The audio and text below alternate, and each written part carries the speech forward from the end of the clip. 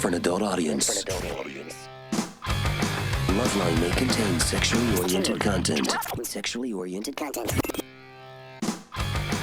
Listener discretion is advised.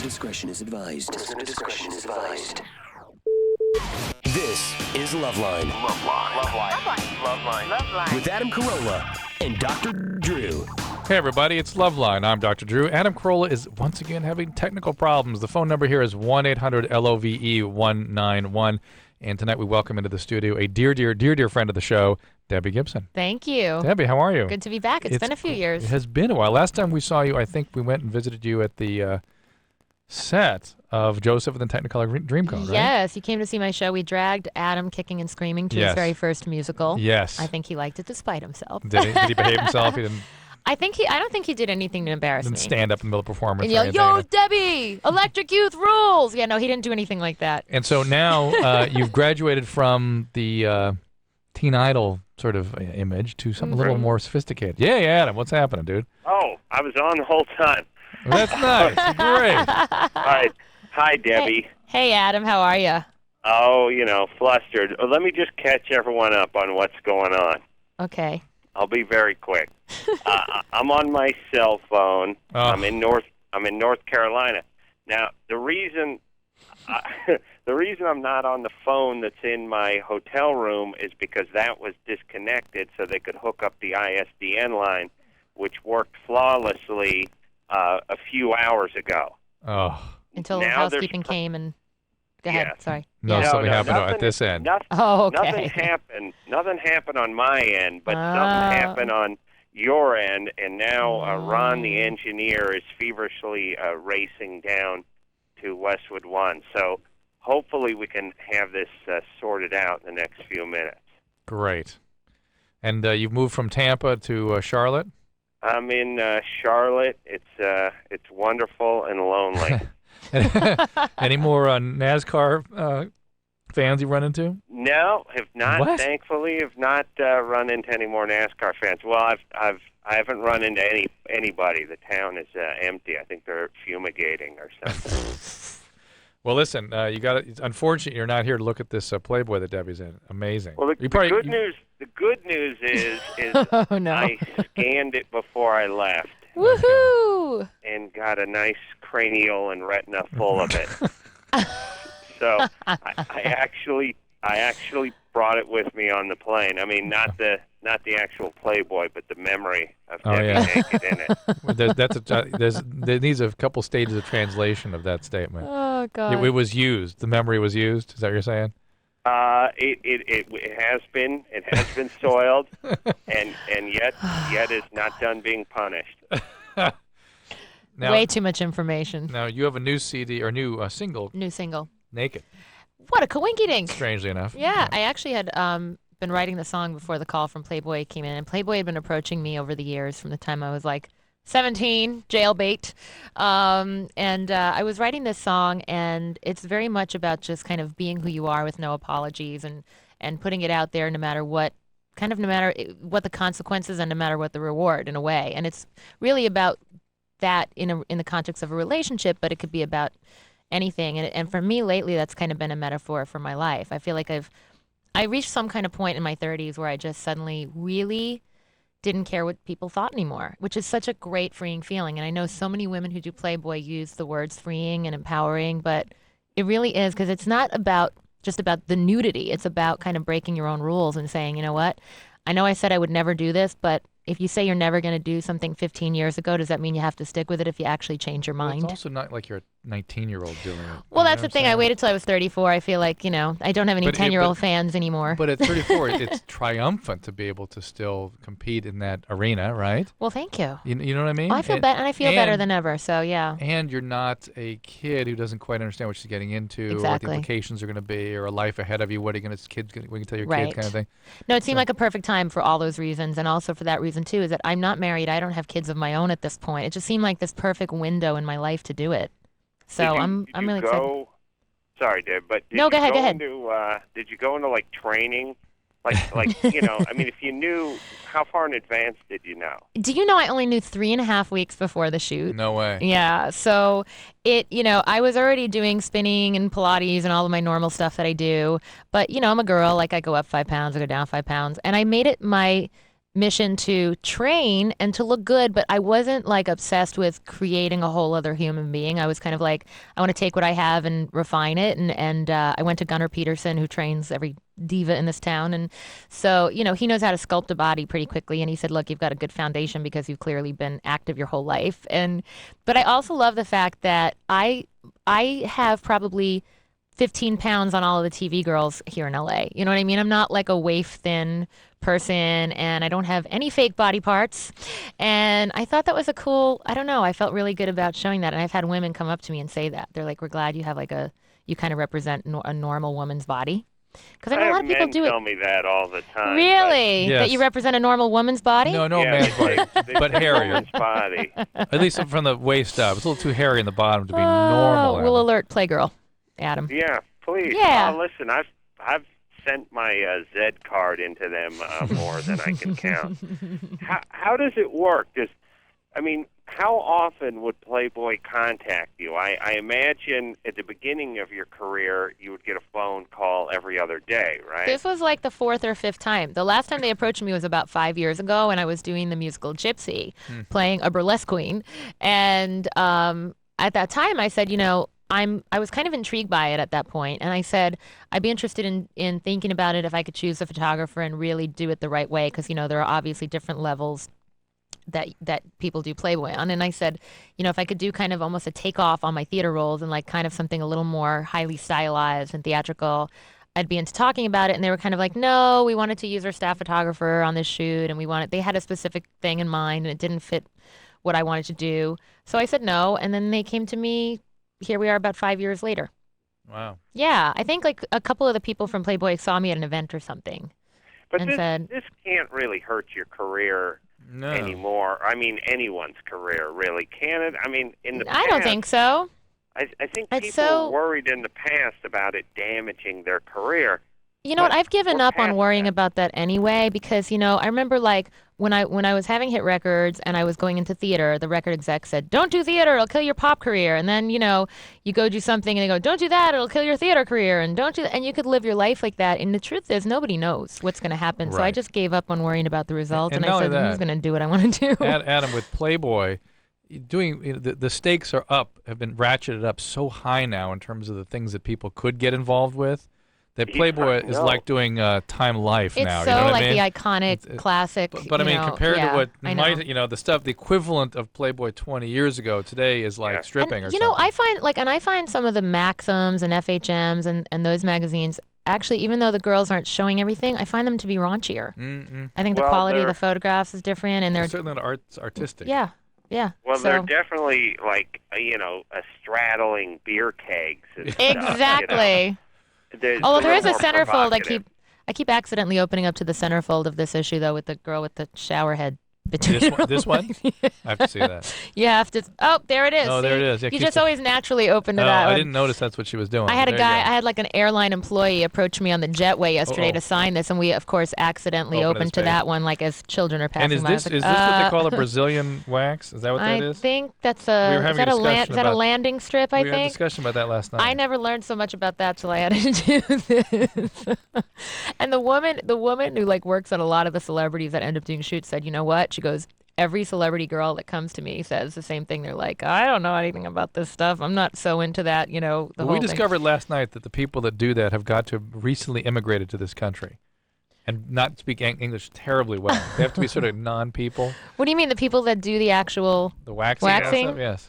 Oh no, this woman is like this woman's been doing it for years on everybody. I think it's just the funniest profession. She doesn't have a heavy accent, or no, but she is abroad. You know what I mean? She does have that kind of like, Does she have long you have to be kind of aggressive. Not big hair, but no, she's got like she's tough. I mean, how could you do that for a living and not kind of be a little, rough and tumble? That's a good way of putting it. Rough and tumble. Somebody has to outfit her with those, glasses that have the camera in it. Ew. Okay, ew. Okay, No, ew. but I'm just saying, could you imagine all the clientele she sees? Oh, God. I know. Believe me, I'm not going to say who, but I know who goes in and out of that office, and it's like amazing. If the paparazzi got wind of that place, forget it. You know, it'd be funny. It'd be funny just to get some guys' pictures up there, like at the actual office, like Jim Belushi. You know? No, I think some guys go there too. No. Really? Yes. For yes. what? For Guys where? get like What? grooming and whatever they get. Yep, apparently Are there so. pictures up? No, they don't have pictures of anybody up. Oh my God. It's a little more discreet than that. I think the people are too nutty. But that was the thing too about this is that I didn't want to show everything, and they basically were like, you're not our model. You know, we want you to do what you want to do. They said, you know, Sharon Stone will come up to us now 20 years after doing it and say, I'm still so proud that I did it, and that's what we want from all our celebrities. And so they were very, very cool. They really let me create the whole vibe of the shoot, which I was happy about. Do you get final approval on the pictures? Basically, they shot about 1,500 pictures over the course of 3 days, and I narrowed them down to 150, and then they picked the final like 9 or 10 that they used. Wow. Now, are Yeah. some of them like, well, this show's too much, so I'm going to take this one out of the mix? Yeah, you know what? I said that since the wording in the contract was such that I wasn't required to do anything in particular, I said, well, I'll go for it and feel free to do whatever I feel like in the shoot, and then I'll see. And I just don't find the full frontal nudity attractive. I think that I like the more classic Playboy pictures, and so that's what I went with at the end of the day. A little like almost you could natural yeah, redhead, yeah. Natural redhead. I mean, you showed. I don't want to let people, are sitting at home listening, thinking about buying this, not to go out and buy it. You could see quite a bit. Okay, whatever. Yeah, but I'm not. No. Well, you can see there's like that leg He's center. trying to sell the magazine. Okay, I for sell it. the magazine. Yeah. No. But seriously, like I saw some people's pictorials where they're like literally like doing a back bend over a rock with everything like show. I mean, and it's like I don't want it to look like we're in a gynecologist's office. I still want it to look like a photo shoot. Yeah. See, Adam, if gynecologists had the same impulse as your dentists say, imagine what that would be like. Hateful, I don't even want to be provocative, I think we can call it. Yes. But so what now? Another CD, more musical theater? Yeah, basically. Well, you're gonna be out promoting the CD, right? I'll be out promoting the CD, and basically, I ended up recording this on my own because we had a label that shall remain nameless, and basically the head of the label. This was one of the interesting things too about the psychology of doing Playboy. The head of the label, who had $1 gazillion and the jets and was putting all the money behind the single, turned out to be so chauvinistic and condescending, and like it literally was making me feel physically ill. And I kept going, this is amazing that nobody at Playboy made me feel this way, but a record executive made me feel this way. Interesting. So that deal imploded right before the first of the year, and then I ended up taking money out of my own pocket, recording it on my own, getting it distributed on my own. So it's a little bit of like, that's always the uphill battle way of doing it, but I decided that, what I decided again, what I was talking about with the result was, I'm just going to put it out there and say, look, this is so that people can see what I'm up to musically. I'm not putting the marketing dollars behind it that guarantee that it's going to be a top 10 single. I was watching American Idol tonight. I thought you should be the celebrity judge. You know how they do that? They were at one point talking to me. It'd be great for because I did like Paula was possibly not going to renew, and they were. No, but I mean, even they have a celebrity there. I don't know why they. I don't know. I did the American Juniors thing with them. Adam. I think anything to do with that American Junior show, they don't want to be reminded of, so they're not having me back. Adam, you did. Yeah. Are you on Zephyr and phone? No, I don't know. Can you hear me this way? There we go. Yeah, we got that's you. nice. Oh, really? Let me try this. Yeah, you're on Zephyr. All right, it's good. Hold on. All right, let me hang up this thing. Can you hear me? Are you hanging up, Adam? You have to make a big flourish out of it so we hear you hanging up. Hello? Yeah. You hear us? Oh, very nice. Well, that works. Yeah. Wow. It's good too, huh? Yeah. Sounds good. Yeah, you know what's funny about my horrible personality and work ethic? What's good about it? Well, no, it's what's bad about it, really. is What's unique about it? What's unique about it, and the same thing happened to me. I'm in Charlotte shooting some stupid commercial, and at one point they were having camera problems. Oh. And it's the same with any technical difficulty, which is my first impulse is let's We're fix done. it. Let's get Drew. Okay. Your first impulse is always 1,000% wrong, is All right, it fair not? enough. Go ahead. All right, Yes, it is. Shut your pie hole. Let me finish my first impulse.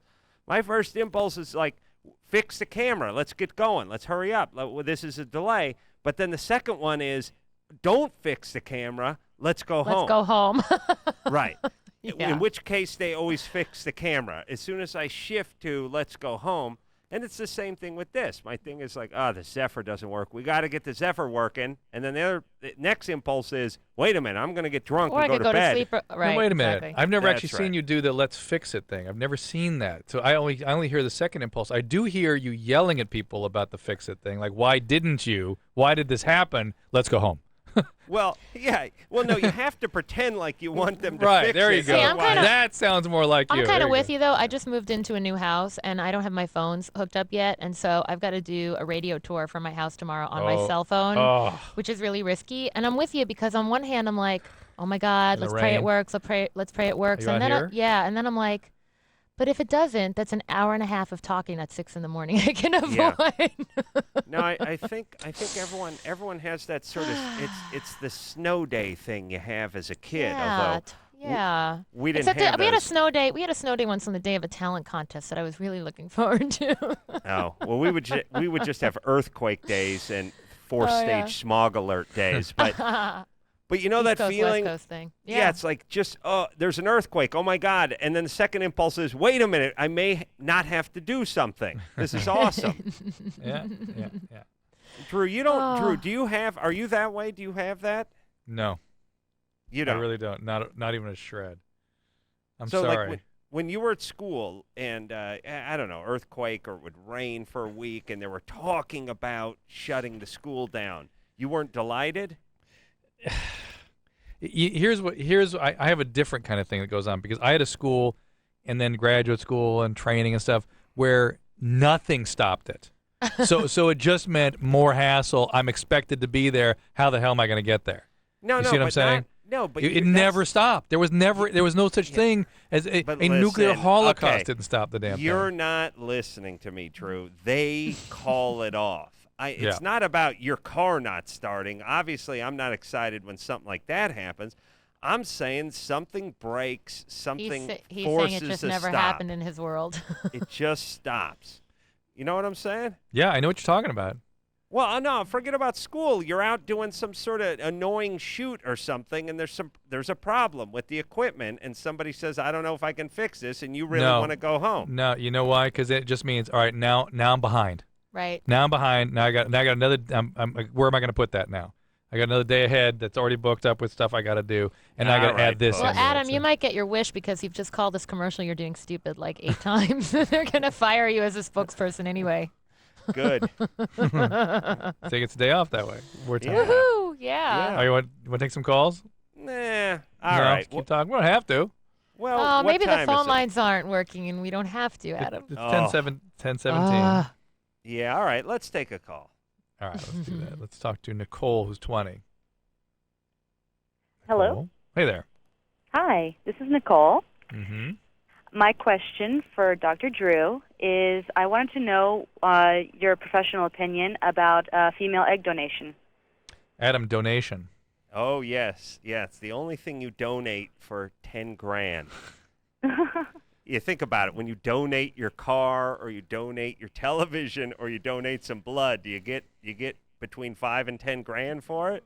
The point Adam's making is you're selling your eggs. Yeah, they call don't it make- yeah. donation, so it That's makes so you can sleep at night, but you're selling eggs. And that's, in fact, one of the things that people sort of take issue with this whole phenomenon, which is that we're creating a market in human products. But it's got to be such an emotional leap for a woman that there's, it's some kind of compensation, Oh, I and, guess. and women, they need money for I'd rather do this than go stripping. And the fact is, though, Whoa. I'm sorry, Adam. I'm sorry. I know I've offended you Come with that on, buddy. one. Yeah. You draw the line there, I know. But Yeah. we hear this business which is all actually nonsense. Well, she had to go stripping. She had to get her way through college. It's like, no, that's nonsense. They were stripping because they were trauma survivors. Can you and stuff. not bash stripping and just I- talk I about beg- egg donation? All right, so the egg please? donation thing, it's a hyperstimulation of the ovaries. It's a surgery to retrieve the eggs. It's fairly safe. We don't know any long-term consequences. There are concerns about, obviously, the surgery and about the possibility of maybe putting women at a risk for ovarian cancer. And we don't know the full effects on fertility and what age you might achieve menopause. And there are things that can happen. I mean, you're messing with your biology to do this.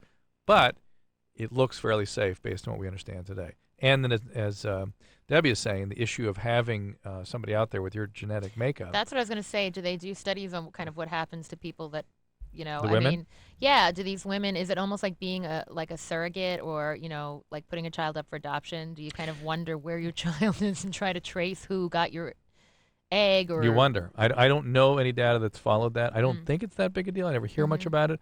But you wonder if that could have an I impact would wonder. on I people. feel like I would be walking down the street thinking, oh my God, that There's person, Debbie, there's that person Debbie. looks like me. Well, you know what? And they just wrote a cheesy pop song. It must be my egg. I feel every time I see a guy with a monobrow, I think, wait a minute, I may have left some sperm somewhere. But no, here's an interesting point, and I call it interesting because it's going to come out of my mouth, so it's convenient. It's always, But yeah.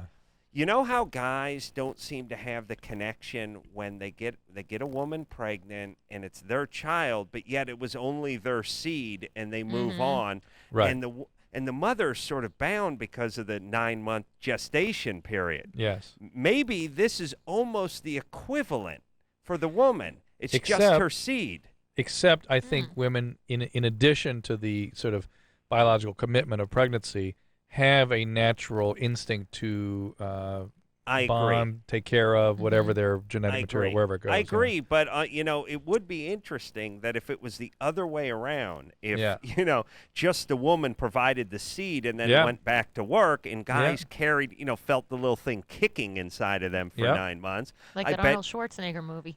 yeah, that was yeah. based on a true story too. Of course. I bet a lot of guys would turn the corner, and I bet a lot of women would go back to work. Could be. Could be. Yeah, so maybe this is sort of an interesting sociological experiment, because I bet these women don't carry around the baggage that a woman who gave their child up for adoption carries around. And you could even argue that some of that is not just the carrying around part, but the biology of being attached to somebody for a long period of time. And the hormonal Yeah. changes that go on during pregnancy. So there you So go, Nicole. Well, and I also wanted to know, because you guys brought up a lot of interesting points, do you know at all if by doing this, if it stimulates any desire to be nurturing or mothering or anything like that? Because We don't know. That's what we're know. speculating about here. We don't know. I've not heard Right. complaints about that. We certainly hear No. complaints about the adoption issue, but we've not heard people complain about this. Well, Yeah. I don't think she means toward the child. I think she just means when the like eggs in general, yeah, like if are any of the hormones stimulated. that they give you or anything like that. Yeah. No, in fact, kind of the opposite.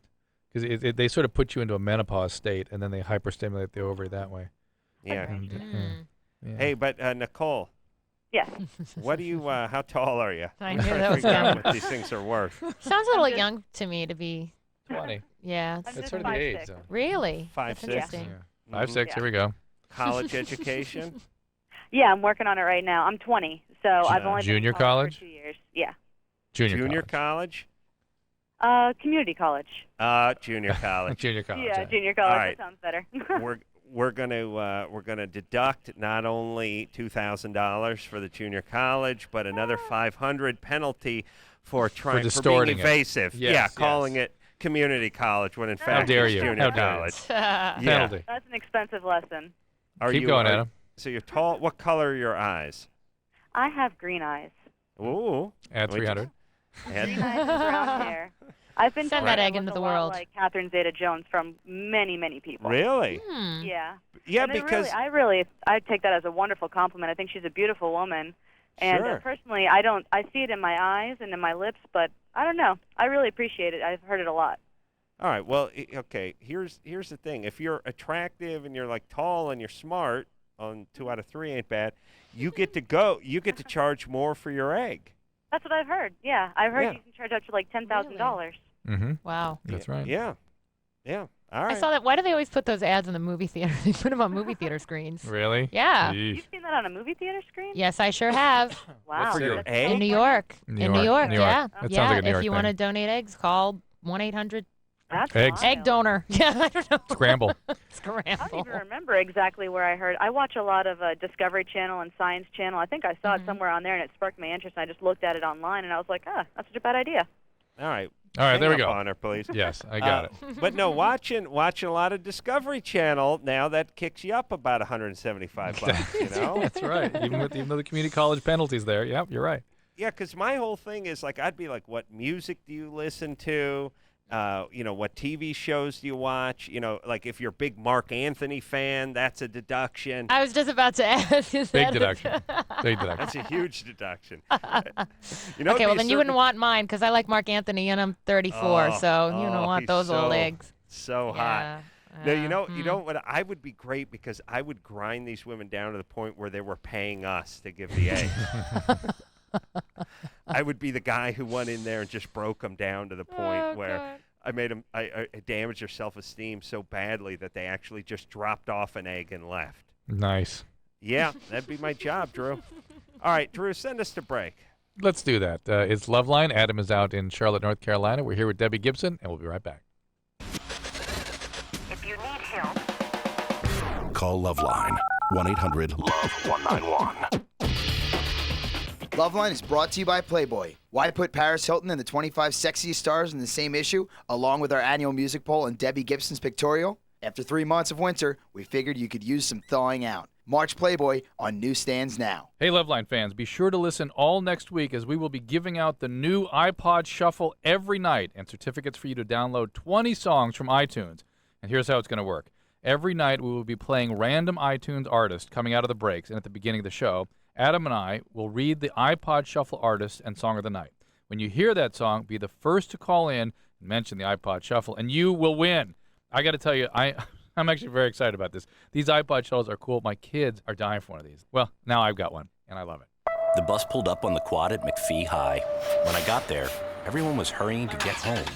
Okay, we'll see you later. See you tonight? Hey, how come nobody's hanging out? What's the big rush? We've got to get home. Gotta log on to AOL Instant Messenger.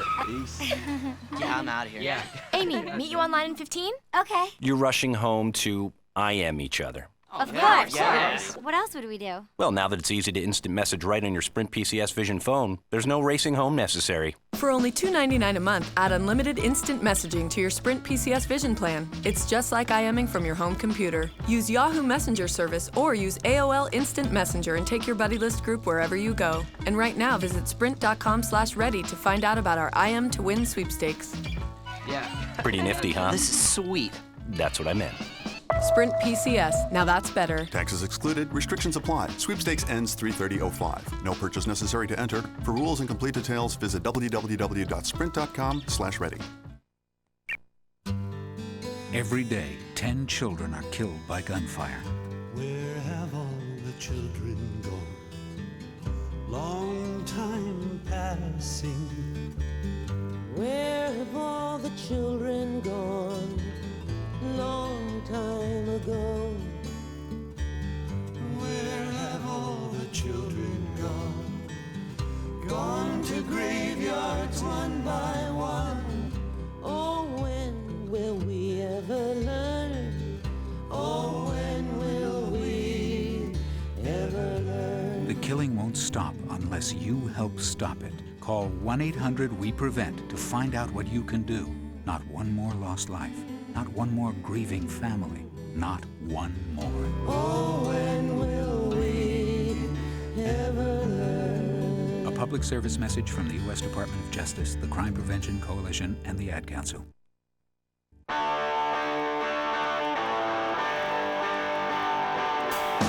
What's the frequency count at the shopping train?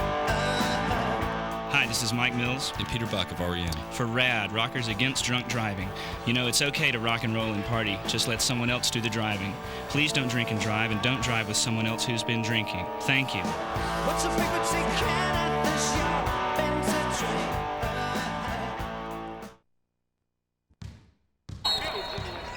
Hey, what are you doing after the game? Well, there's a big party at Jason's. His parents are out of town and there's gonna be plenty to drink. I think I'll pass. You're gonna pass up a party? Well, it sounds more like trouble than a party. Make the right choice. Underage drinking always means trouble. It's dumb, dangerous, and illegal. You're gonna miss all the fun. I'm gonna stay out of trouble. A public service message from the National Association of Broadcasters and this station. If you're between the ages of 12 and 18, you're invited to play our Name That Theme Song Challenge. Just listen to the following songs and try to identify the popular TV shows they come from. Number 1. Number 2. Come and knock on our door. Come and knock on our door. We've been waiting for you. We've been waiting for you. 3. Days go by. It's the bigger love. 4. Give it up, give it up. You got to give it up for the brother. And 5. Sweet Valley, Sweet Valley. Now, if you can name 2, you know your TV. If you can name 3, you're a certified TV master. If you can name 4 or more, you probably need to get off the couch and get outside. Run, walk, jump, pedal, paddle, blade, board, kick, dribble, spike. Get up, get out. A public service message brought to you by the President's Council on Physical Fitness and Sports and the Ad Council.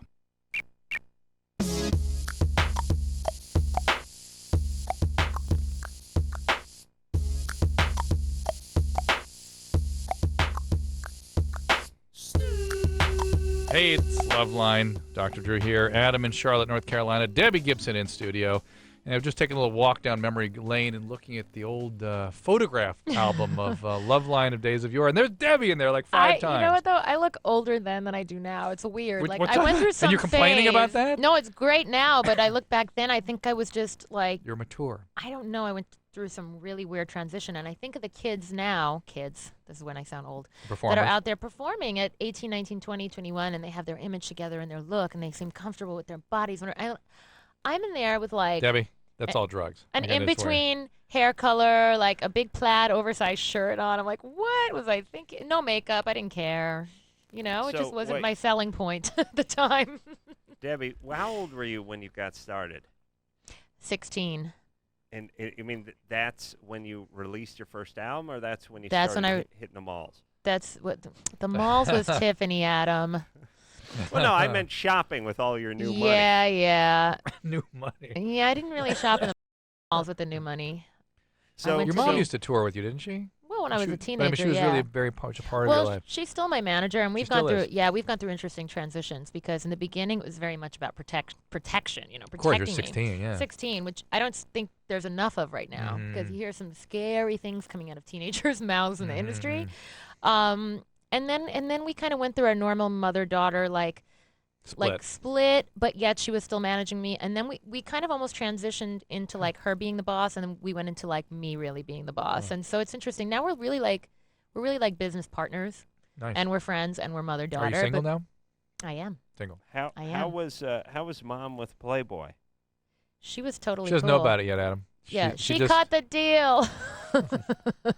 She was totally cool. I mean, she's very much all about, look, if you're comfortable, I'm comfortable, and I'll make it happen for you. And if there's like a shred of me not being comfortable with something, she'll go, don't do it. Because her whole MO has always been, look, you know, like she always said to the record company execs, I know that you guys might want to use her up and throw her out, but I'd like a whole human being at the end of this whole process. So we're going to pace it out a little more and work on that. So it's very cool. But yeah, 16 was when I signed my record deal and released my first single. And actually I started performing in the clubs. I did 3 shows a night, 4 nights a week for a year until that single got off the ground, which Really? amazes me too. Yeah, because now you see people with reality TV shows, they enter at number 1.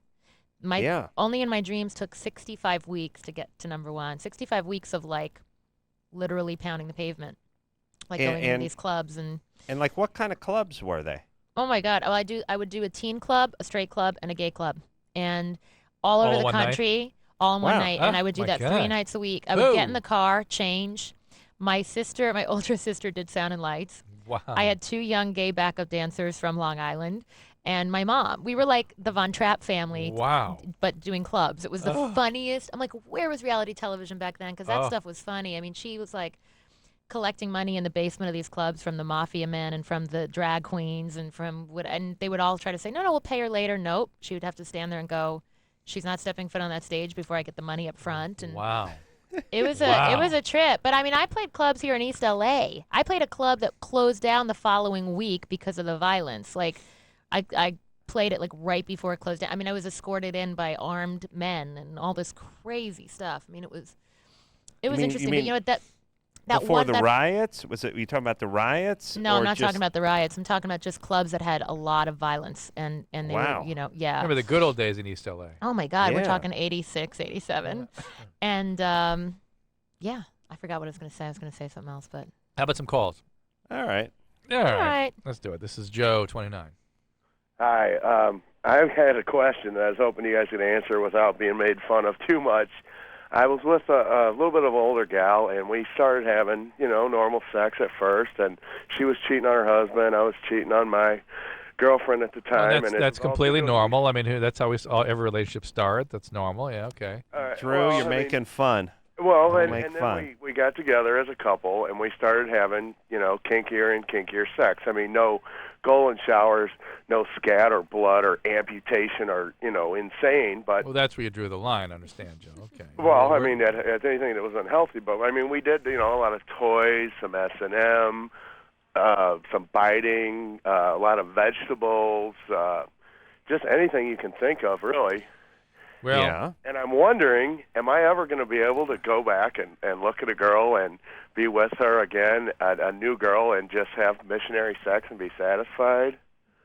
I've Well, got some who- thoughts, Adam. Why don't you Yeah. start? Go ahead. Well, who pushed the whole agenda? Because, if We you're both participating did, in it, mostly. She was mostly her, but I mean, I didn't lag very far behind in the curve at all. But Right. let me just use my magic powers for a second. You guys were also drug buddies or drinking buddies or something, right? Well, your magic powers have turned out right, sir. Yeah, and this Congratulations, and yeah, I kudos know what this is. on your This is insight. yeah, this is addiction. This is all part of the addictive process. And the problem is when you get your arousal system all beaked up like that, it is hard to go back to regular sex. You always want those higher levels of arousal to sort of get that extra high, just the way you deal with the drugs and the alcohol. And this is all part of your addiction. So just to stay focused on your question, the only way you're going to go back to regular intimate relations is if you get into some form of recovery. Well, That's- we're off the dope for years now. I mean, Yeah. it's been probably 2 years since I've done it. She says it's been a year for her. Yeah, but you're still drinking, and there's still stuff going on here. Right. You're not in recovery, and you need to really focus on a full program of recovery if that's what you want to do. It's up to you. well, You're- are you you're- still? Hold on. Are you still with the same woman? Yes, I am. Oh, okay. And, 'Cause and, he's- and we, I mean, that's not just like, just running my mouth, but we're off the drugs. I mean, But I why are you worried about going back then to some other other more women, normal? If yeah. you guys are having your fun at the level you're having it, Well, it's not as much fun now. right? I mean, so you it's want still there, but the crazy sex and everything has left me, kind of laissez-faire attitude towards Yeah. the usual deal. No, All right, see, put Joe on hold. Yeah, Let I'm me doing talk it. about Joe Yeah, for a second. Yeah, well, you and I. Jo- Yeah, go ahead. Well, Joe's one of these guys that has a rap. You know what I'm Yeah, saying? He's using his rap right now. That's for yeah, sure. yeah. He's a talker, and you're right, and you're right on. He's off the dope or whatever he was on, but he's drinking plenty. Yeah. And he's probably chipping away at whatever That's else something, he yeah. was doing. And his whole rap is, hey, it's been 2 years since I've done any heroin or done any speed. Not exactly. Been getting Right. drunk quite a bit. Right. Probably chain smoking. Probably drinking a pot of coffee every day, Mm-hmm. and also probably chipping away a little bit here and there with the speed or the heroin or whatever the hell you were into before. So what you're basically telling them to do is drop the rap and clean up completely, Right. and this thing's going to reorganize itself. Because the thing with the addiction in general is that the sexual behaviors get wrapped into it, and they need to be escalated as well. So now, even though they're using the toys and this or that, it's still all flat for him. So he's got to even up the ante, and what they'll usually start doing is sort of dangerous things or bringing other people in or prostitution, all that kind of good stuff. So it All right, really, well, it's put- sort of, he's on hold. put- He's on hold. Put him back on. I want to see if Okay. we're All right. we can get through to him. All right. Joe, Yes, is this true what we've been saying? you are somewhat close to it. Yes. I haven't, and it wasn't like speed or heroin. I mean, it was just whatever anybody had. I was game to do, and I don't do any of those anymore. Sometimes I smoke a little pot, and I do drink. Yeah. I'm drinking right now. Yeah, no kidding. Shocking. Shocking. Joe really knows how to drive home a point. All right. All So right, well, Joe, our- we got your number. Yeah, our point is I'm not one of these 12-step guys, but they tell you have to sort of relinquish control, and you don't seem like you want to do that. Yeah, you don't have to. It's up to you. I'm not here to tell you what to do. I'm saying if you want to change, But what you're saying is it's basically, though, it's just going to keep getting more and more destructive. He's going to keep on a path of it's a upping the ante progressive and- process, right? People have a grave misconception about what it is when people get drug and alcohol problems. It's not about the drugs and the alcohol. It's about the brain systems being disordered and all the behaviors that ensue. And that whole process, the spiritual, emotional, and biological, physical aspects of the disease, it all has to be dealt with. Not doing the drugs is one itty-bitty little piece. That's where you get started. Right. And if he really wants to improve, he can. If he doesn't want to, enjoy. All right. There you go. Yeah. What are you going to do? And listen, there's something sort of strangely liberating about exercising a little control over yourself. Like deciding there's a few things that you do that you don't want to do and actually stopping. Oh, Adam, what did you stop recently? It sounded very personal. Yeah, it did, didn't it? Yeah. Did you give up something for Lent, Adam? I was going to, and then I saw Debbie's Playboy spread, and I thought, nah, yeah. Next week. It's on. It's on. In the plane. That's right. Oh, my. All right, this now is Jacqueline, who is has no age up there. Jacqueline, what's up? Hey. She's ageless, timeless. Ageless. Hi, Jacqueline. Sounds young. I'm 18. 18. What's going on? Depressed. I have a question. Does a bladder infection mess with your period at all? You're either 18 and depressed, or you're actually 15. So which is it? I'm 18. All right. And depressed. Are you taking antibiotics for the bladder infection? No. How do you know you have a bladder infection, not an STD or something else? I'm not sexually active. Okay, good answer. Mm-hmm. And how do you know you have a bladder infection? I don't know. I just felt like it. Ooh. What's up, Jacqueline? Are you depressed? No. Are you asleep? No? No. You're what? Hello? Yeah. Are you asleep? No.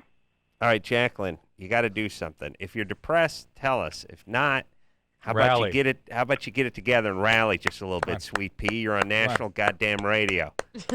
Okay. Sorry for disturbing you, you idiots. How dare you All right. people call this show and do this? All Get right, it here's together. Here's the deal.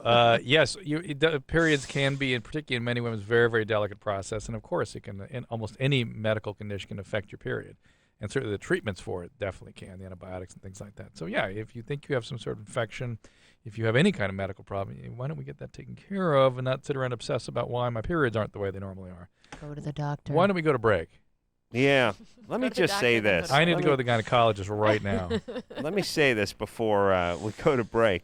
I'm wondering if people, after traveling through the South here over the last few days, I'm starting to realize that people are losing the ability to communicate altogether. Oh, yes. And yes. And I realize those people who cannot communicate are now giving birth to kids and starting a new generation of people who can communicate even less. Yes. And I'm just wondering if 70 years from now, we're just going to have a crawl with a subtitle under every conversation. She would have been better with the text messaging, I'm sure. Yeah. Or I we're going to think be that's part of the problem. Maybe we're going to revert to some sort of like science fiction species where we just walk in the room and are silent, We grunt. but our thoughts go back and forth. Our heads pulsate a little bit, and we understand each other. Better yet, I just come up and spray you. And you're like, You've Adam's tried that so many times, Adam. Come on. Adam's either hungry, horny, or both. Yeah, maybe, Debbie brings up a good point, though. Maybe all the text messaging and emailing has further eroded everyone's ability to communicate. I hardly email because I feel like, the theory is it's resurrecting the skill of letter writing, It's not letter writing. Letter writing has to do with handwriting and waiting and being patient for a letter. That's the romance sitting in letter and spending writing. a lot of time thinking it through and writing out carefully. Not spell check and, I don't think I don't know. And text messaging, you don't even have to come up with your own. You can choose from a list. Can't call you now. Talk later. Like you don't even have to write your own. We'll just lose the ability to communicate altogether. It'll be awesome. And then we'll all be on a TiVo system. It'll But be not amazing. you, Adam. No, You're so good at communicating. Thank you, sweetness. If I was there, I would give you a nice dry hump. Pleasure. But you're All right. not. You communicated that very well. Thank you. Take Okay. a break, Drew. Yes, it is LoveLine 1-800-LOVE-191. Debbie Gibson is our guest, and we'll be right back. LoveLine. We'll be right back. Please hold.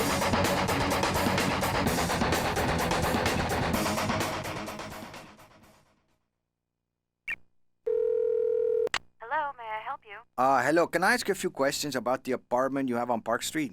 What was your name? My name is Juan Hernandez. It's been rented. Oh, it's gone? Hello? Hello, my name is Sanjay Kumar. I am calling about the apartment on Park Street. It's not available. It's not available, but I just now saw it in the paper. May I help you? Hi, my name is Tyrone Washington. I'm calling about the place to rent on Park Street. No longer available. It's not available now. Nope, sorry. Oh, okay. Hello? Yes, hello. My name is Graham Wellington. I'm calling about the apartment for rent on Park Street. Is that still available? Yes, it is. Oh, it is? Yes. Oh, really? I'd love to make an appointment. Housing discrimination is illegal. If you think you've been a victim because of your race, color, national origin, sex, religion, disability, or family status, call 800-669-9777 or visit fairhousinglaw.org. Fair housing, it's not an option. It's the law. Brought to you by HUD, the Ad Council, and LCC REF. Okay, I'll take these jeans. Oh, and this top. Oh, and that too. They're on the house. Wow, thanks. This is our best board. Sweet. It's yours. No charge, man. Thanks, dude. Pizza's here. Oh, yeah, finally. Here you go, guys, and it's on me. Wouldn't it be great if everything in life was free? I love this song. Like downloading music. That's free, right? Got it. Or is it? Hey, check it out. What'sthedownload.com. What? That's www.what'sthedownload.com. Hey, Larry, you think we'll ever have a baby? Vince, we're crash dummies. Yeah, but your head's about the size of a baby. Here, give it to me, will you? What are you doing? I'm taking it off! Oh, I'm using your head in the rear-facing infant seat. Up in front, kids won't know what hit them when the airbag blows. Where are we going, Vince? You know that brick wall with the big bullseye? Sure, like the back of my... Holy cow, Larry, you're embedded in the seat. I can't understand you. I'll go get a tire iron. You could learn a lot from a dummy. Buckle your kids in the back seat. A message from the Department of Transportation and the Ad Council. What's up? This is Warren G, you know what I'm saying? I'm here giving it up for RAD because they do a lot of good things for people. And I just want to say, before you drink, make sure that you got somebody that can drive your butt home so you won't crash or get pulled over and get a DUI. So go ahead and follow the rules. Just trying to make you see. Nobody does it better.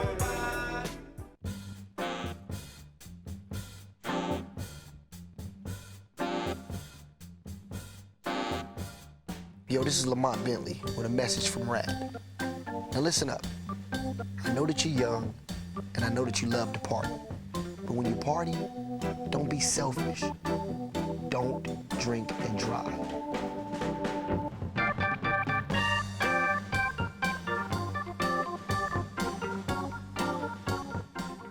Parents, did you know that you can help keep your kids in school simply by encouraging them? It's easy. Listen, honey, I read your English paper. It was great. Wow, thanks, Dad. If that's not enough to motivate you, think about this. High school dropouts earn 42% less than graduates. Someone will have to make up that difference. And chances are, that will be you. That means paying 42% of their rent. Or I could just live with you. 42% of their groceries. Ooh, more candy. 42% of their trips to the dentist. No more candy. And 42% of the therapy sessions where they will discuss you. It's all my dad's fault.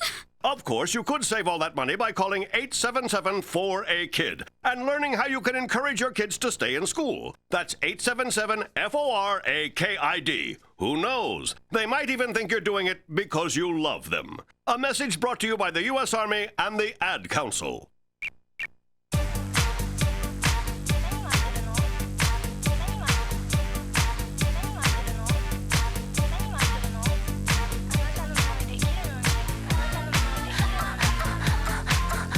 LoveLine, y'all. That's how Adam's going to be talking now that he spent the last week in the Southeast. Debbie Gibson in the studio. Yeah, y'all. And it's 1-800-LOVE-191. Charlotte's an interesting town, isn't it? I guess no one's there, so you don't know. I don't know. I haven't been outside of the hotel. Just to shoot your stupid commercial. By the way, you are missing yet another biblical dumping of water upon this town of Los Angeles. Oh, yeah. I flew in last night. It was like 2 hours delayed because of the rains. Yeah, Adam. you know, I've been.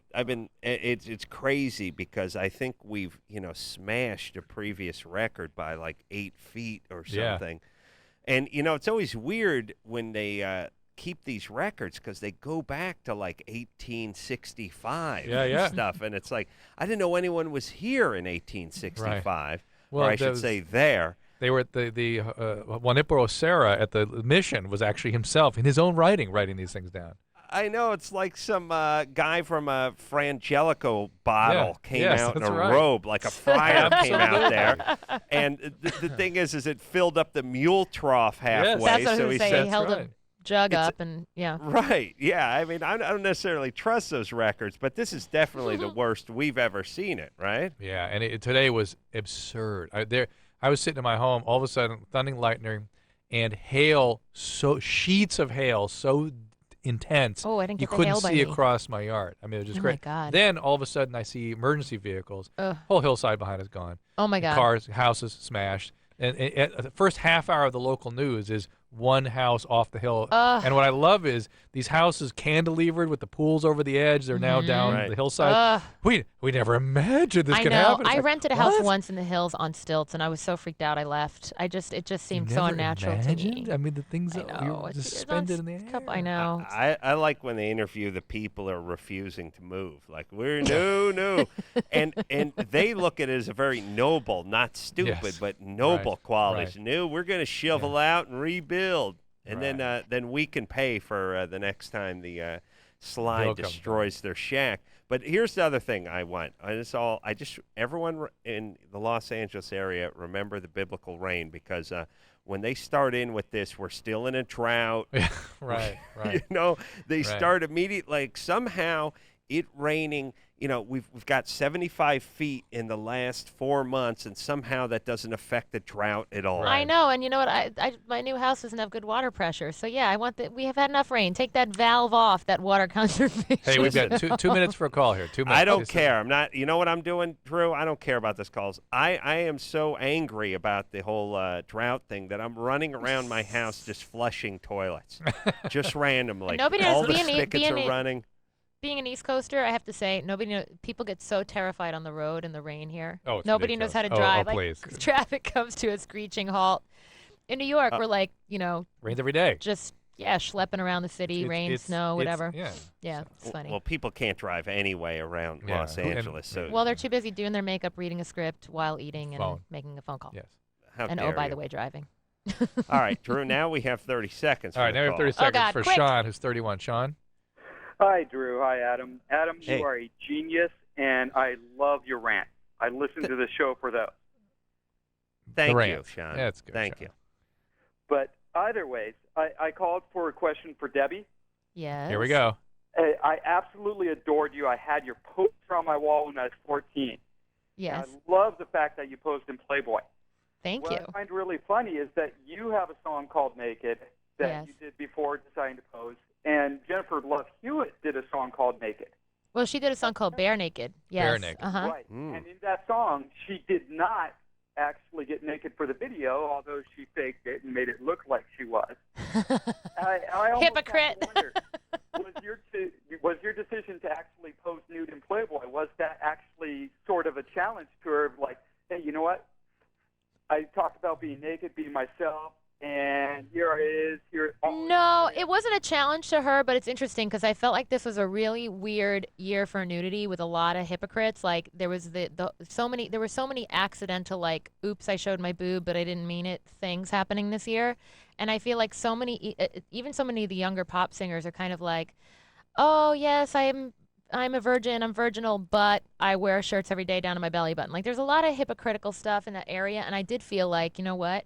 I feel like if you're going to do it, like really do it and own it. I mean, when I did my Yeah. cutesy thing, I did it. I literally waved a flag that said Electric Youth on it. It's like, that was my way of being extreme then, and this is kind of my way of being extreme now. So, but it wasn't directed at Jennifer Love Hewitt. Well, I am directing it at Jennifer Love Hewitt. I've been wanting Get to see her naked. naked Yeah, for yeah, like 10 exactly. years. All right. Now we got to go to break again, okay? All right. LoveLine, 1-800-LOVE-191. Debbie Gibson is our guest. Adam and Charlotte will be back. 1-800-LOVE-191. LoveLine will be right back.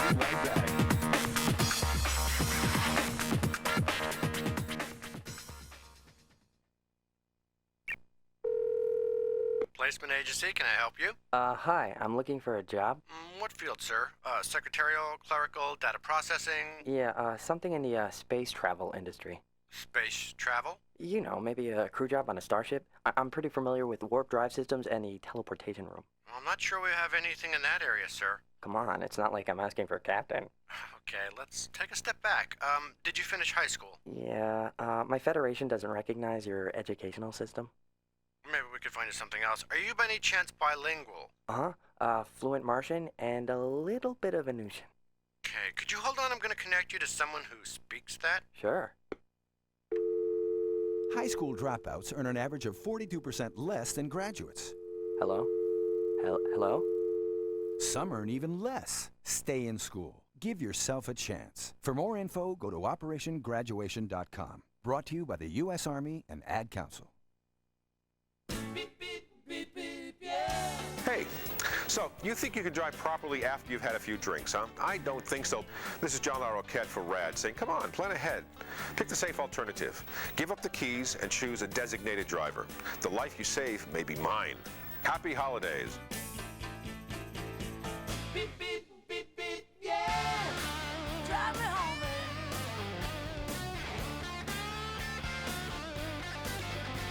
baby. Beep, beep, beep, beep, yeah. Did you hear what Smokey said? Did you hear what Smokey said? I wanna know if you heard what Smokey said. Smokey said only you. This is Marty Stewart from my pal Smokey Bear, reminding you if you must burn debris or trash, do it safely. Check local laws on burning and never burn on dry when you're days. Remember, only you can prevent forest fires. Smokey didn't mention nobody else. Smokey said only you. This message from the USDA Forest Service and your state forester and advertising council. Hi, I'm Malik Yoba, and I play a cop on TV. When I was in high school, I got shot at point-blank range by another kid. My life almost ended. Each day, 10 kids are shot dead. Call 1-800-WE-PREVENT for information on what you can do to help. Not one more lost life. Not one more grieving family. Not one more. Getting shot changed my life. Don't wait for something to happen to you to take action. Get involved now. Not everyone gets a second chance. A message from the U.S. Department of Justice, the Crime Prevention Coalition, and the Ad Council.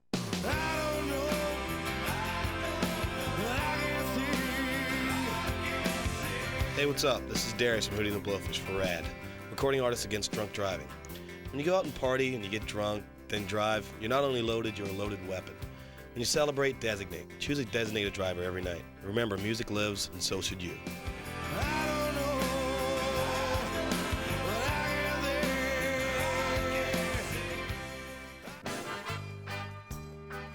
Hey, what's up? This is Gwen from No Doubt. For recording artists against drunk driving. You know, we all live in Southern California and we all drive these freeways. Give up the keys, choose a designated driver. Music lives, so should you. Happy holidays.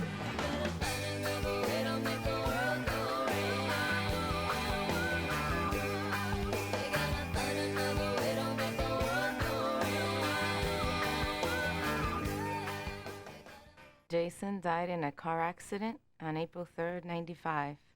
I thought right away about donating his organs. He said to me, Mom, if anything ever happened to me, you should donate all my organs. Share your decision to become an organ and tissue donor with your family today. I feel very happy that he decided this. Organ and tissue donation. Share your life. Share your decision. Call 1-800-355-SHARE for a free brochure. A message from the Advertising Council and the Coalition on Donation. Did you know a healthy unborn fetus can actually hear things going on around him? Mostly they hear a pleasant sound that closely resembles the ocean. Unfortunately, some yet-to-be-born babies will also hear these sounds. These babies have a much greater risk of being born with serious birth defects. Stop drinking while you're pregnant. It's the best choice for you and your baby. A public service message from the National Association of Broadcasters and this station. Hey, this is Dan from Tonic for RAD, Recording Artists Against Drunk Driving, reminding you that drunk drivers are still the #1 killer of young adults in this country. Please use your head and save your life and those on the road. Always choose a designated driver. Remember, music lives. You should too. You can never go home again. You can never go home again.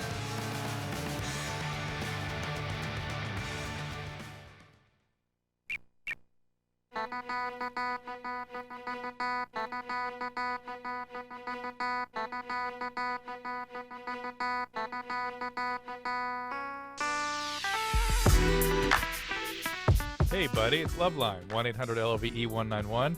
Adam, are you there? Yeah. Yeah. Adam, can you hear me? Debbie Gibson in the Adam, studio. can you see me? Yeah, buddy. Yeah. I figure since I twisted your arm to go to your first ever musical, I would give you another little musical excerpt. I had a good time at that musical. I know you did. Have you been to anything since? Yeah, I think I saw Phantom of the Opera when I was Really? quite The a Phantom of the Opera is here. Yes. Yeah, I saw it in Yeah. England. Really? Yeah, it was very classy. Well done. Classy. It's very classy, that Phantom of the Opera. Let me. Oh, my let me, gods. Sid, get me Let me- tickets to see Phantom of the Opera. It's a classy show. How do you like Wicked? I love Wicked. Yeah, I'm gonna go see it again with my kids. Oh, I love it. Yeah. Love it. Love it. Is Yeah, there let any me chance you're gonna s- do let- anything in that, or would that I be was cool? up for that. They flew me to New York. I had this audition here. They flew me to New York. Blah blah blah. Which role? For Elphaba, and You would do a great job. I love that role. I love it. They actually came back. This was the feedback. This is the crazy politics of the She's of leaving showbiz. though, right? She's left it. She left. And then back. This is what they came back and said to me. They said, "Yeah." Well, they didn't say it to me, so they said it to my management. They said she was a little too sophisticated and worldly to play this kind of raw university student. And I said, well, they didn't give me any Direction. notes in the room Yeah. of that sort, because I could certainly turn that off.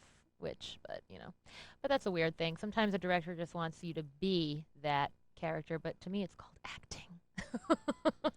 But it was a fun. It was fun preparing for it because oh look, you've got the Wicked mug there. Different Wicked. Oh, a different Wicked. Okay. Yeah, they make adult films. Oh, see how naive I really am. Yeah. Ah, Wicked pictures. See, I'm immediately my mind's on Broadway. Immediately, my mind's on porn.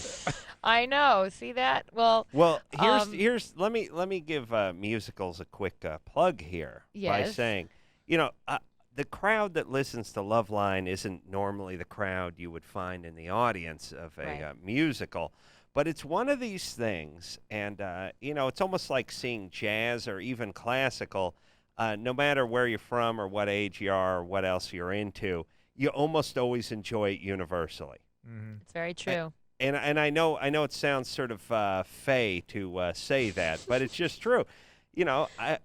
You don't go to musical. Just going out, just the experience is a good time. And I would say the same thing with for jazz or classical or maybe even the opera. Although I've never been to the opera. Musicals have changed a lot too. Like the last musical I did on Broadway was Cabaret, and a lot of people hear Cabaret and they think it's like 42nd Street. They think it's going to be like a bunch of like da da da da da da da. Cabaret is a really heavy story for people that haven't. It's a bummer. It's about Nazis.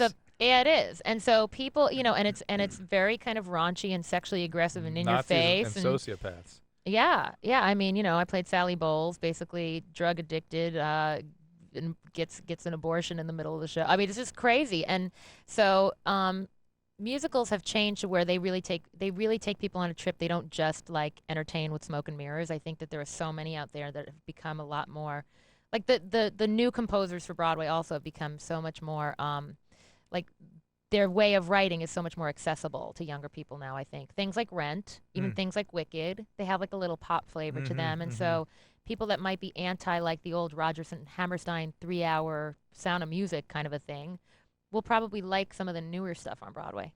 Well, I'll just even make it broader, which is everybody just wants to go out and see whatever it is they think they're interested in all the time. And then when you go back and look at your life, you've seen 1,000 things that were all exactly the same. So you're but saying you haven't broaden your horizons. broaden them, because it'll actually make you enjoy the things you like more. So and actually make Corolla. you, yeah, it'll make you better at it. Yeah, No, I I just mean like if you got a sport, if you have a sport that you're into, go out and do other sports. It'll probably make you better at your sport. Right. I in the 70s used to go down to New York when I was in college and saw all the great revivals. You know, I saw Carol Channing and Hello Dolly. I saw Yul Brynner and The King and I saw Zero Mostel. And I saw all the original cast or stars right. in the great musicals of American theater. Right. That's amazing. And I'll never forget any of that. So that's amazing. I know I sat with the guy at dinner tonight who said, "Oh yeah, he said I didn't see the revival of Cabaret." He said the same thing. He's like, he saw Liza. He saw the originals as well. I wish I was around to have seen those. I know, we're so old. Anyway. Yeah, but, well, wait a minute. If you were around to have seen those, you'd look horrible in Playboy right now. That's true. Yeah, you got to look at it that way. That's true. I would look like Carol Channing in Hello Dolly. No, not even then. Not even then. Not even then. God. Yeah. All right, here we go. Yeah, sure. Let's get to Chris, who is 19. Chris?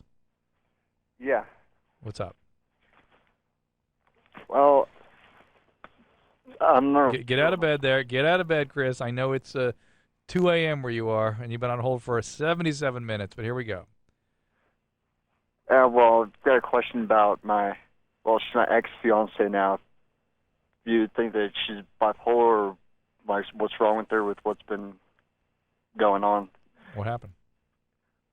Well, she cheated on me a few times after she started going over to one of her other friend's house, and her friend has her thinking I'm just so wrong for her and I'm bad to her, and then she left me and is going out with someone I thought was my friend.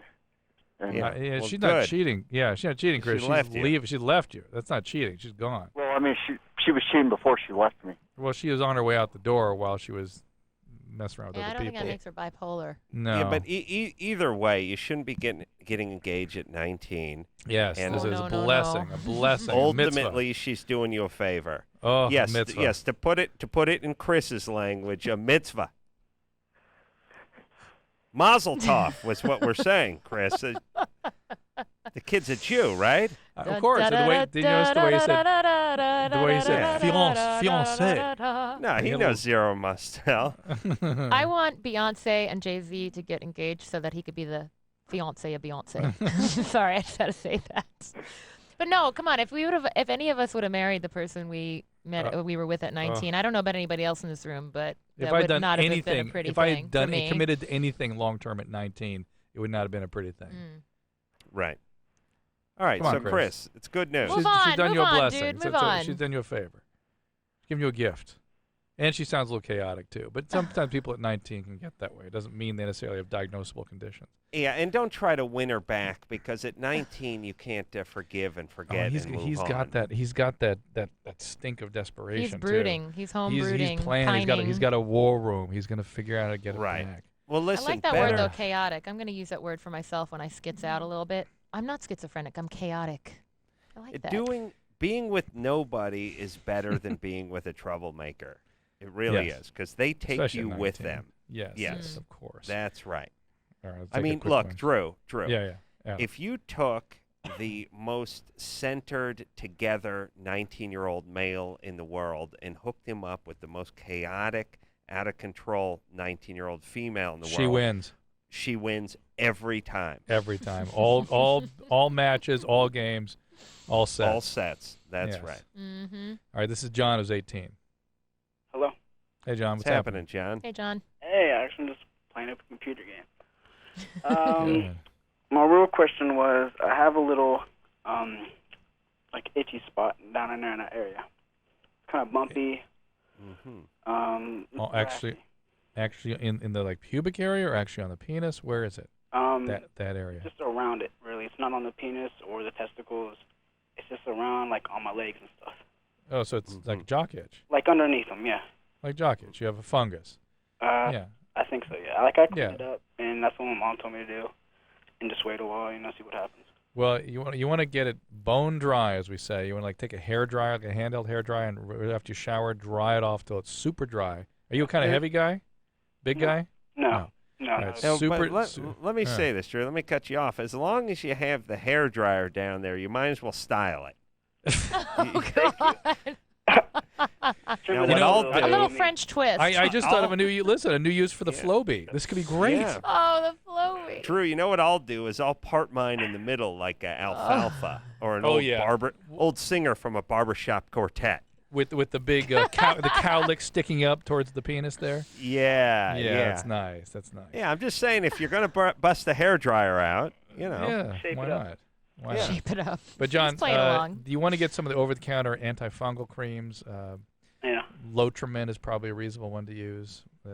That probably the best one to use for you. So go to there, get the cream, keep it bone dry, and this will take care of itself. Okay? All right. All right. Yeah. Good luck. Go back to that video game. Yeah, the moisture. The moisture is what people don't realize is the rich environment for the fungi. Right. I think you get Lamisil over the counter now too, which is a very potent antifungal agent. This is Eric, who's 30. Yeah, hi. I got a question for Debbie Gibson. Yes, Eric. How are you? Wow. How's it going, everybody? It's good talking. First time caller, long time listener. Thank you. When's your album? You putting out a new album, I'm assuming? Yeah, well, the single is now in stores and it's on iTunes and mainly in Tower Records, and the album will come later in the year. How do you make money from iTunes? Well, I'm the writer of the song. No, but I mean, do they account for it? Oh, yeah, it's scanned. Everything's accounted for. You for. get a monthly statement or something from iTunes? Well, this is actually my first, other than like greatest hits albums, which, the Atlantic Records owns that master and stuff. They own those old masters. This is my first like direct experience with iTunes, and it just went up a week ago. So I'm going to find out. Nice. But that's why I have my business people around, because I hate even thinking about that stuff. I check on it, but then I'm like, I want to be free to sing and dance. So, Hey, but me the album will too, come later in the actually. year. Adam's You want to be free to sing and He dance, has Adam? always said that, Debbie, always. My whole thing is I want to style my pubes, and then the singing and dancing begins. Right, exactly. Hey, Debbie, Yes. I have Yes. a question for you, though. Mhm. Speaking of your old masters and all that, Mhm.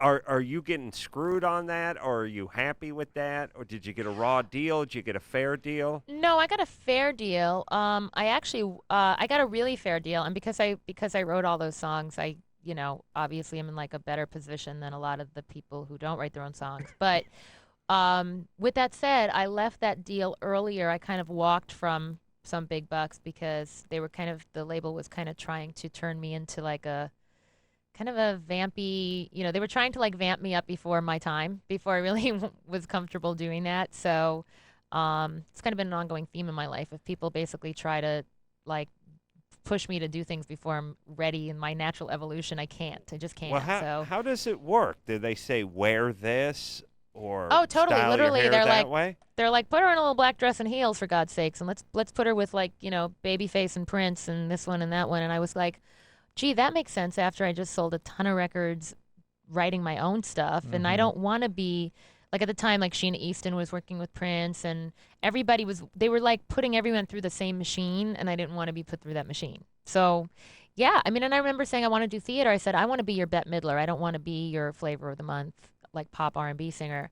And they were like, well, why do you want to be that? You're only 20. I'm like, because I want to have a future, because you're not going to be on the pop charts every second, and nor would I want to, because the politics of it are so horrendous. So, we weren't on the same page with it.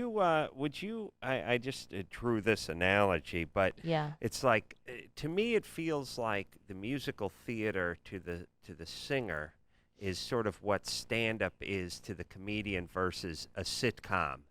Meaning, maybe. You can if you're talented, you can work, you can make a good living, but Right, you're and not it's gonna pure. gonna get the mega bucks like No, you would it's if not you like had the sitcom.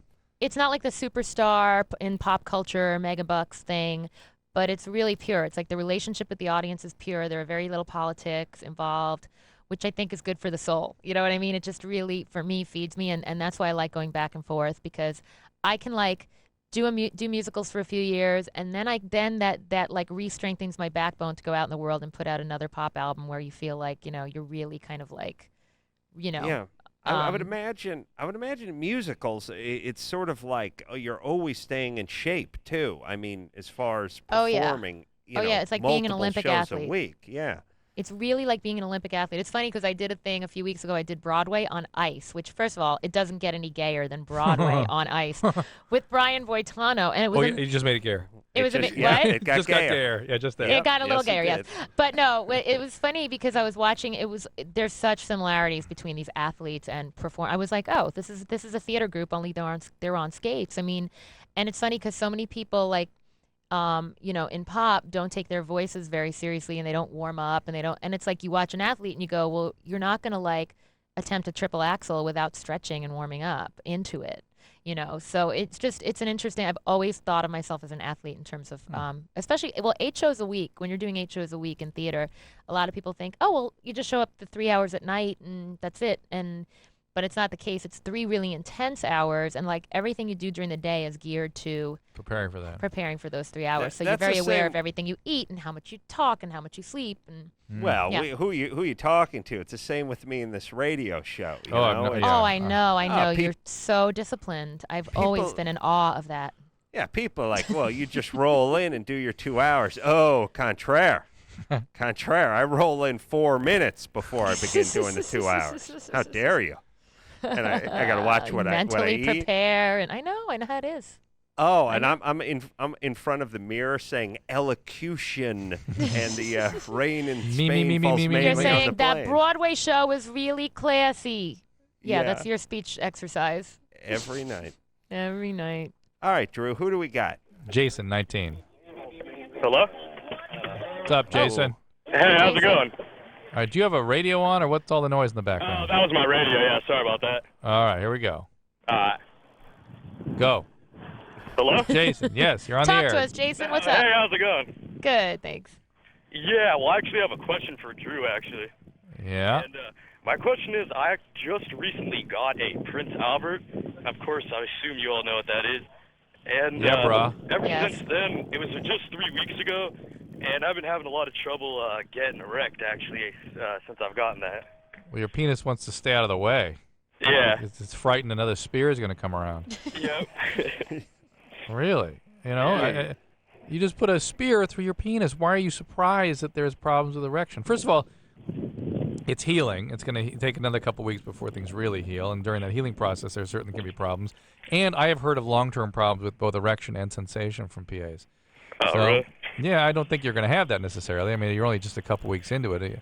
Again, your penis is healing. It's been through a shock. It's conserving energy. Drew, call me old-fashioned, but I remember when PAs were production assistants. I'm confused. I don't know what you're Or talking those about. announcements in school, PA announcements. Old man, what do you mean? That's right. Public address system. Public address system, yeah. Yeah, not no more. Drew, you call them PAs? What? What do you call it, Jason? They used to call them PAs. Hang up on Jason. We call him Prince Alberts, yeah, my Yeah, I bad. know you do. I know you call them Hang Prince up. Alberts. Would you hang up on But him? here, I find it bewildering, though, that somebody will take a foreign body and jam it through a delicate organ. It's an organ system. And then be sort of bewildered why something might. It's not. It's changed now. It's like, what? If you cut it off, It's would you be surprised if recoiling it in changed? fear. Yeah, it's just trying to stay out of the way. And the whole notion that there's no anesthetic involved with that process to me is almost unthinkable. As a female, I'm getting like chills up my spine so thinking imagine about what it does this. to us. Ah! No, I barely have a penis and I'm in pain. Well, So your I know penis. what you're saying, Debbie. Yeah, but you've got that whole thing about like a little kid when it hurts more to have a shot. You know what I mean? Yeah. The pain, the fibers are closer together in your penis. They're not spread out. Right. You're right. They're densely clustered. That's right. Yes, that's right. That's why I have to style my pubes. But here's all I'm saying. I think part of the deal is there's no anesthetic. I think. Oh, absolutely. I think that's the rush. Half the time, it's a drug addict getting another rush. Yeah. Half the time, that's it. I know we sound like square old men, but I'll never understand that. Yeah, why do men go and get the that pattern is people that have been physically abused commonly do that. Mhm. Addicts commonly do that. They get a rush or they get an opioid surge from it, from the experience. And people with antisocial tendencies tend to do it, so sociopathies, that kind of thing. And then there are people that do it for stylistic reasons, get caught up in it and all. But for the most part, when people have what we call aggressive piercings, meaning piercings through parts of the body where they really don't belong, we start thinking about childhood traumas. It can it cause infections and stuff? and Yes, all you can kinds lose of- your penis. Ugh. You can lose your clitoris. Ugh. Yes, that can happen. Yeah, Sounds like what's fun. amazing to me, though, is it doesn't happen more often. Right. That's rather remarkable. The body's an amazing thing that way. Yeah, All right, well, but considering, I talked to a woman. I talked to a woman last night. I was in Tampa and I was eating dinner out, at a cafe, and our waitress was heavily pierced, and she said that her boyfriend worked at the piercing parlor up the street, and I said, does he do any clitoral piercings or hood piercings or any of the vaginal stuff? And she said, oh yeah. And I said, doesn't it bother you? I mean, is a girlfriend that this guy is in there with these women doing this work? And she said no, because I'm a stripper. no. She said no, because they all have ugly vaginas. And I was like, that is nut job. I was like, really? And she was like, yeah. And her thing was, it was compensation for having an unattractive vagina. Oh my! Wow, people will justify anything. Do. I mean, that is nutty thinking, right? Yeah, I was going to argue with her, Drew, but I thought I might just finish my Greek food and call it a night. Yeah, a much wiser decision. Thank you.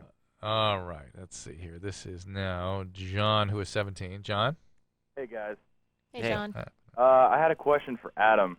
Yeah. And that's, I was wondering if you could teach me the proper strip club etiquette. Because I'm getting into that stage of my life where I'm going to be hanging out in a lot of strip clubs, and I'm not so sure how to act.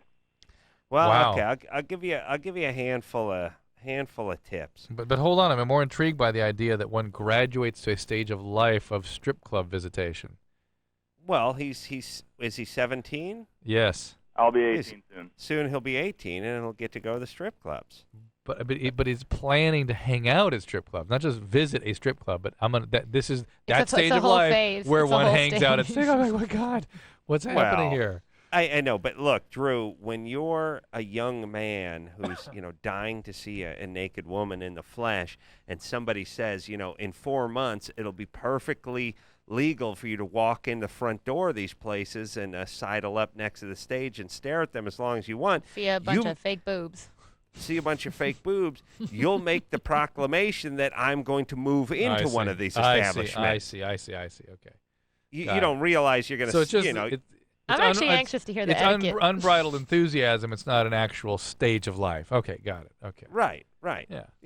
Yeah, no, it's you know what it's like? It's like if you were on a desert island starving and you said, when I get back to the States, I'm going to bury my face in the first buffet I find, and I'll never leave. Right. It's that kind of thing. Okay, got it. All right, John. So here you go. Yeah. All right. Adam, All right. etiquette. All right. Well, okay, I'm just a few tips off the top of my head.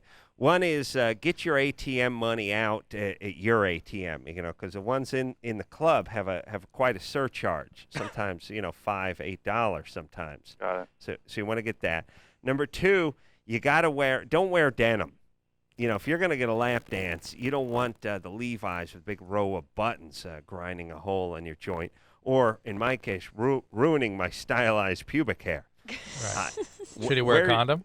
Wear something. Well, let's go for a dry run the first time and see how it works. Right. You don't have to sit right at the edge of the stage. You can sit back 3 or 4 rows, and then you don't have to keep throwing money out on the stage. No, so that's a nice. If I were to sit up front in the stage, at what point do I toss up the money? Well, you should toss it out at the end of each dance, but it's nice if you can sit next to a guy who's tossing money out, and it oftentimes doesn't land right in front of him, so some of that money can be mistaken for your own. This is strip club etiquette for the frugal man. Right. Do not ball up the dollars and throw them at the woman's vagina. That angers them. I found that out the hard way. But you throw And the money on the stage? I thought you like put them into the. Yeah, you can tell I don't go to strip clubs. I thought you put them in the G-string. No. it's kind of illegal. They can't actually take it from you in a lot of places. You Oh. can put it in the G-string, but more often than not, you end up just setting it on the sort of bar edge, on the edge of the stage in front of you. And that was another question I had is like, where do I put my hands? You mean if you're getting a lap dance? Yeah, sure. If you're getting a lap dance, you just you just keep going until they stop you with the hands. But you know what you don't want to do is any goosing or grabbing or anything like that. Okay. You know, you can got to t- play. they get touched? You can touch them? Well, you got to play it. You got to play it by ear, which is some places, and it depends where the guy's calling from and what his municipality is. There's some places where you can do a hell of a lot of like ass grabbing and thigh rubbing and all that, and then there's other places you just have to put your hands at your side. So you got to kind of scope it out, watch other guys get lap dances, and see what they're doing, and try to do about as much as they're doing. That's always a good one. And other than that, act interested and take a shower. And I like to rinse with a little Lavoris before I head in. Now, That's, John, I that's my mentioned thing. Adam. I mentioned the condom not because he'd be having sex with the strippers, but we learned. No, I that- know. Yeah. Okay. We have learned. Just in case. I have learned, and I know. Debbie. I know what you're saying. I know what Debbie, you're saying. yes, Go ahead. yes, you will be shocked and dismayed when you find out that a lot of guys have an orgasm in these That's places. what I got it. During Believe it the or lap not. dance. I was with you. She was ahead of you. I know it's first off, I want to strangle these guys. I'm so envious. I can't believe they get to have an orgasm at the strip club. But if Isn't John it weird, can, like watching other guys though? Kind of. Come on. Okay, that's gayer than Broadway on Ice. you talking about the orgasm part? Or you Just talking about the watching lap other guys, dance like you're part? saying, like watch other guys and see how they do it. And I don't see girls would never be having this conversation. No, here's what you also need to do. You need to scout out to see which girls give the more vigorous lap dances. See what I'm saying? Mm-hmm. And It's an art. You should write a book. I've written 3. No. The other thing is too is you can't John, is John still there? Yeah, is I'll he get him listening? back. He's here. There he is. Yeah. You go ahead, pick your girl out. You don't have to wait. Like girls will come up to you, and if you don't like her, don't get a lap dance from her. I think a lot of guys get sort of greenhorns get bullied into getting lap dances from chicks they don't really like. Don't worry. Go ahead and just send them packing. You can just tell them, later, and they'll just keep moving until the one you like comes up to you. Say I beat think it. you should write a book on strip club etiquette. You say beat Thanks, it. buddy. Absolutely, Adam. It's No, show some decorum, but you just give that a little later, sweetie. I'm enjoying my drink, and which in your case is going to be a grape and soda. then you grab her best friend. Okay, Pops. And wait for the foxy one to come around. Hey, Pops, we got to take a break here. All right. But I think Debbie's leaving us. She has a early morning call for a radio satellite tour. Is that true? Or are you going to stick That around is for one true. more? Oh, I think. Well, I'm okay. Are you okay? I'm looking at. 10 more minutes. Yeah, all right. I'll stay a One little more while break. longer. One more. Yeah. Debbie that's Gibson okay. in here. The I'm new having album fun. new single is called Naked. She's in Playboy March next month. Or it's out this month, It's out. right? It's out already, yeah. On newsstands everywhere. I'm Dr. Drew. He's Adam Carolla. We'll be right back. 1-800-LOVE-191. LoveLine. LoveLine with Adam Carolla and Dr. Drew. We'll be right back. LoveLine is brought to you by Playboy. What do Paris Hilton and the 25 sexiest stars, plus a very grown-up Debbie Gibson, plus our annual music poll, all in the same issue add up to? Spring Fever. Catch it today in the March Playboy, on newsstands now. iPod Shuffle. I don't have mine anymore. Oh, my you sold wife, it. No, my wife grabbed that immediately. I mean, I'll take this. Yeah, must and be then nice. and then my kids are fighting over it. Yeah. They have the regular iPods, but the Shuffle's like, okay, I gotta have one of those now. Oh, Absolutely. really? And they're small, right? They're like the size of a pack of gum. I didn't even have a tote and play. I was traveling perfect. I need to have this. Yeah. You can load in stuff like airplane, sleeping music. Remember you wanted to have just music.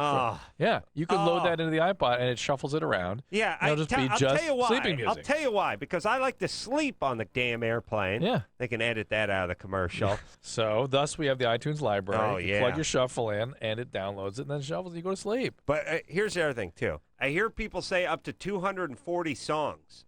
First off, have you ever sat down in one sitting and listened to more than 28 songs, maybe 55 songs? It's going to last you 6-7 hours. Oh, yeah. That's a good product, that iPod. Yeah. And it starts at only $99. Every day, 10 children are killed by gunfire. Where have all the children gone? Long time passing. Where have all the children gone? Long time ago. Where have all the children gone? Gone to graveyards one by one. Oh, when will we ever learn? Oh, when will we ever learn? The killing won't stop unless you help stop it. Call 1-800-WE-PREVENT to find out what you can do. Not one more lost life. Not one more grieving family. Not one more. Oh, when will we ever learn? A public service message from the U.S. Department of Justice, the Crime Prevention Coalition, and the Ad Council.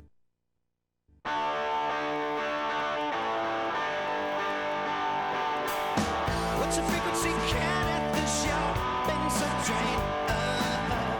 Hi, this is Mike Mills and Peter Buck of REM for RAD, Rockers Against Drunk Driving. It's okay to rock and roll and party. Just let someone else do the driving. Please don't drink and don't drive with someone else who's been drinking. Thank you. What's the frequency count at the shopping train?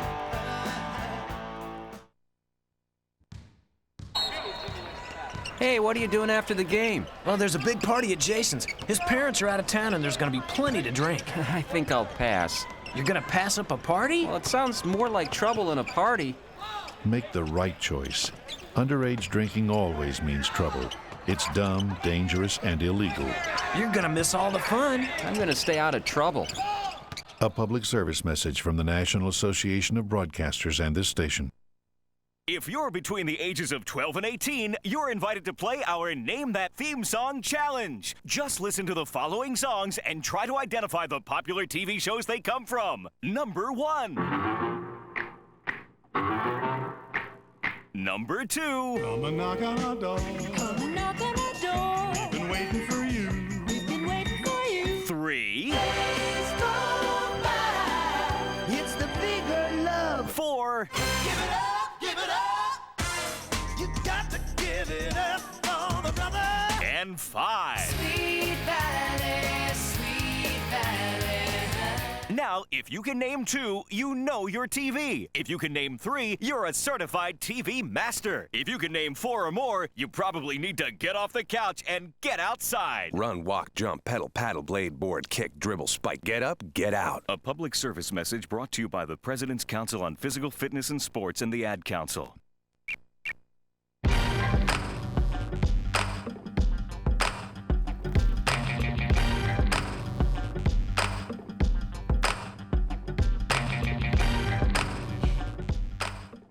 Hey, it's LoveLine. I'm Dr. Drew. 1-800-LOVE-191. And producer Ann just handed me some copier. It says that we're all next week on LoveLine. We'll be giving away an iPod Shuffle. At the beginning of each show, we will give you details and tell you what to listen for so you can win this great prize. That's cool. So starting next week, we'll be giving away iPod Shuffles all week long. And let me say this: you can't find those. People I've been talking to. I was talking to someone who was trying to get some of those as gifts for somebody, and said they couldn't find them anywhere. Yeah, now I have a regular iPod. What is the iPod? I'm like Shuffle is about this big. And it's holds 240 songs, and it shuffles them randomly for you. Very cool. There's a little mixtape for you. It's like the size of a stick of gum. Wow. It's crazy. You know the problem with the old iPods, the first generation, is it's got that stupid touch thing where if you just pick it up, it either turns on or turns off or shifts. Yeah, you have to hit the lock. You have to hit the lock button. I know, but this brings up a bigger point as far What as is our that bigger society goes. point? Well, my point is we need, okay, here's what I want to say. Many years ago, about 20 years ago, all this digital stuff started coming in, and they replaced all the gauges in your car with these digital gauges. So instead of seeing the tachometer needle go up or seeing the speedometer needle go up, you just see this digital readout like the beginning of the $6 Million Man. But the point is it doesn't work well in your brain just seeing this digital thing spool up, numbers getting higher. You kind of need the old thing, and we need buttons. Yeah, I'm just saying, if anyone from the Apple Corporation is listening, people like a positive feeling with their buttons. They like to turn stuff on and off and click. They don't just like this stupid thing where you wave your hand over it and it does whatever it wants to do. Right. That's the sucky part about the old one. What's funny is the old. Oh, Yes. I'm sorry. No, I yeah, was gonna that's say, the like, old one. The new ones aren't that way. The shuffle, they fixed it. See, I like old Mhm. recording equipment for that reason. I have this old 12 track that I want to get fixed because you can see everything in front of you. Wow. You know, Yeah, you and see it's all the faders positive. and you You push Yes, the buttons. I'm with you. Yes, when you pushed a button back in the day, you knew it was pushed. Right. Instead of it being on some other screen and you had to pull it up and you had to I hear No, you. but I'm with you. isn't it frustrating like when you go to the ATM and it's just the touch thing and you're putting in your information, but it's just by touch. You don't actually get to depress any buttons. I like to push a button down. Yep. Makes I me like the know I'm whack-a-mole alive. game. I like the whack-a-mole game. I like to hit things over the head. Whack-a-mole. That's what I'm saying. That's exactly where I was going. I know it was. I'm with you, Adam. This is simpatico. Tara 19. Tara, whatever. You say Tara, I say Tara. Hey. Hi. Hi.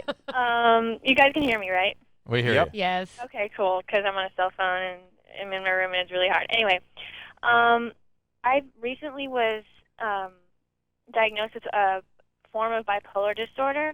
And I've had depression my whole entire life, but it developed into bipolar disorder. And anyways, so I've been lately, or actually my entire life, I've been kind of searching, like always on the prowl for guys, and it's like this almost kind of an obsessive thing where I feel like I have to be desired by all the guys around me, even if I'm not interested in them.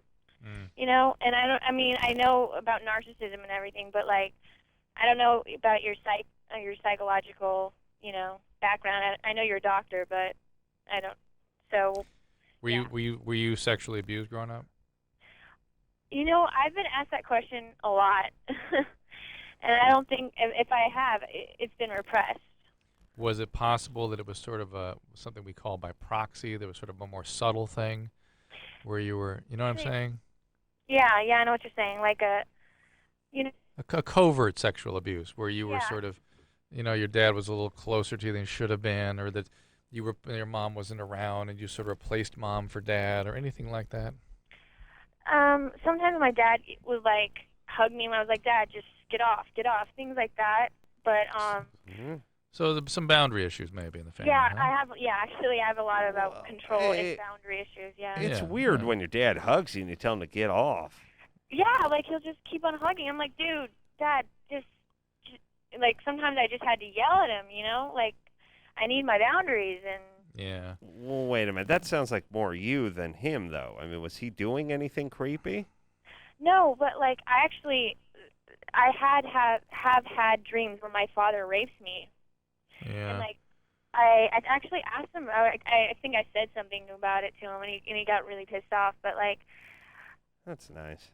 Yeah, that's So nice. there's something covert going on in any event, and some covert stuff. You've got bipolar disorder. It's a lot of things that adds up to some sexual issues and some preoccupations. Have you been acting out on these impulses? Do you have lots of men in your life? No, actually, I haven't. I think a lot of it's in my head. You know how some people think everyone's looking at them, that type of thing?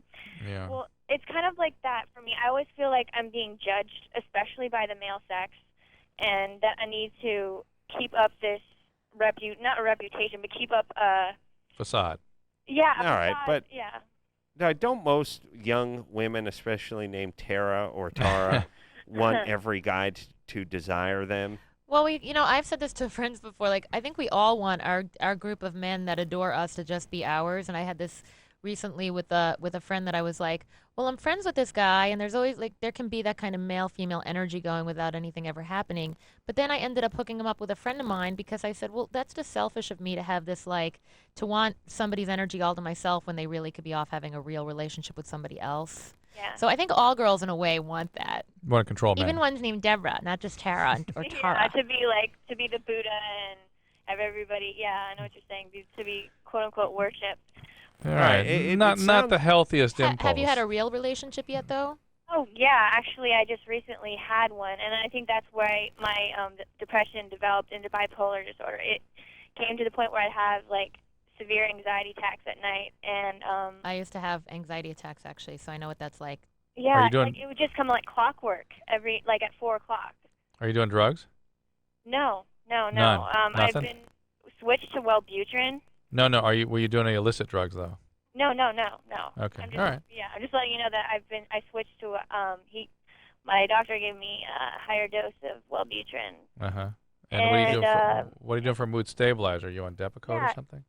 Yeah, and it worked for like about 2 weeks, and then like today I noticed like all of a sudden I had the same thing happen to me. I had the sudden anxiety attack, and I went to the gym, and like I'm at the gym, and then I noticed myself doing it again. There's something that I had been doing for like so much of my life, and I had these 2 weeks of bliss where I'm completely confident in myself, and like I don't feel I have to impress anybody, male or female, and like I can just do whatever I want. All right. Remember that thought. That's more where you should be all the time. And Some of it is the biology, but some of it you may need some psychological help too. The anxiety attacks, because I had them for like 3 years, and what I learned as I got older was that because and I was around that age, and I think a lot of girls, 18, 19, 20, you're going through such a huge transition, and anxiety attacks are so real, and people don't take them seriously, and you literally feel like you're going to die, like you cannot breathe, you can't sit, you can't stand, you can't think, you can't, I mean, it's really, really serious stuff, and I think once you start getting it under control, and as you get older and you go through it, you realize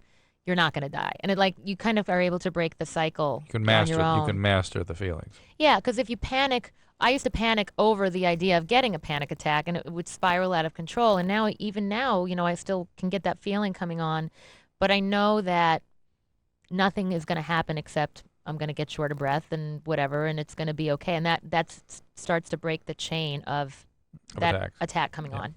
Here is Yeah, Jay. well, Tara, hold on. Let me just finish with Tara. She just Yeah. sounds like she's way up in her head about everything. Like, Yeah, my dad hugged me and it freaked me out, and I have these Yeah. dreams, and she just seems like she's A lot going of energy. through what a lot of 19-year-olds are going through, and she ought to stop giving herself so many labels. Like, I think she's just labeling herself as, almost, ready to be institutionalized.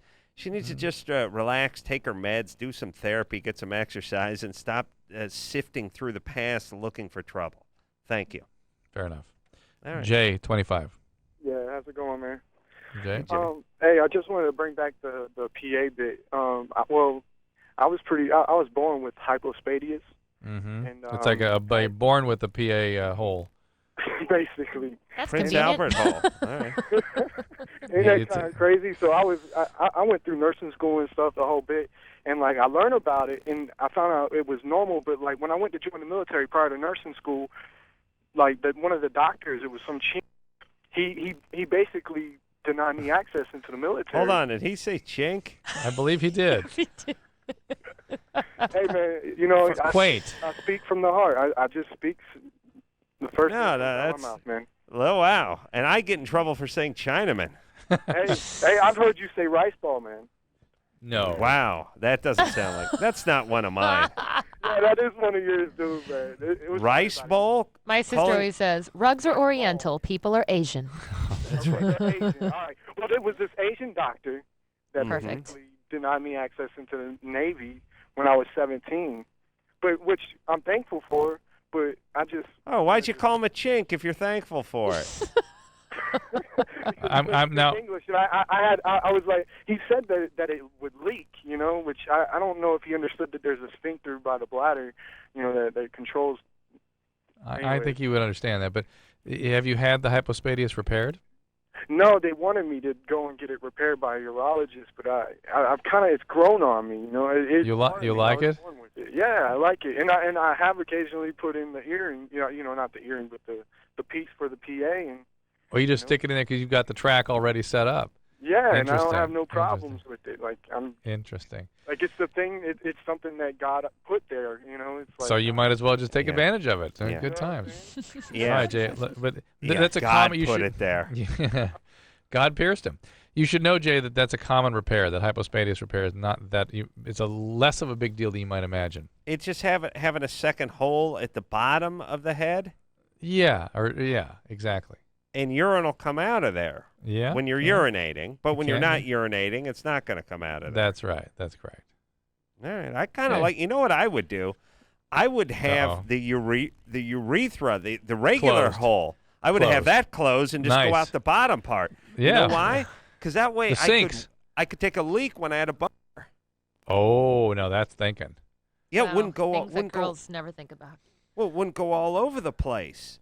You know, Drew, you know when you get up in the morning and have that boner, right? And you go to take a whiz in the toilet. It's wiper spray. It's going every which way. No, but it's going straight out.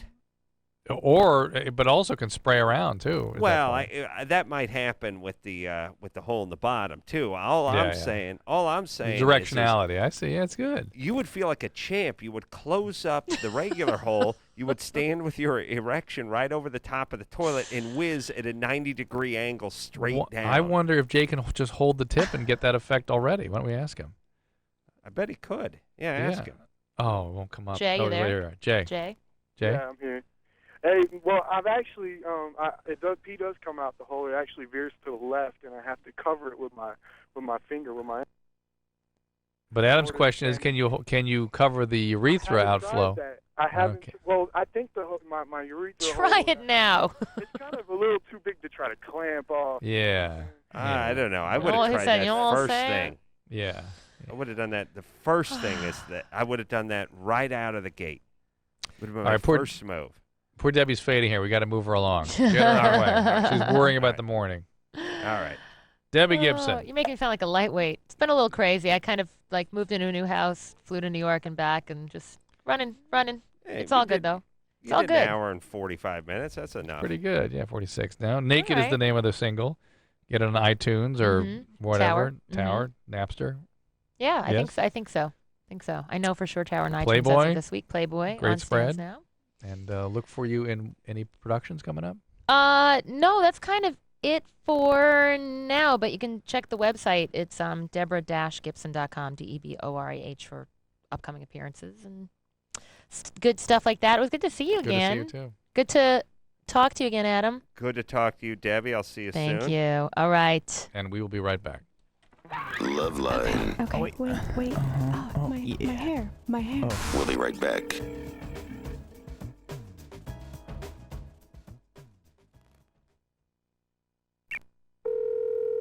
Placement agency, can I help you? Hi, I'm looking for a job.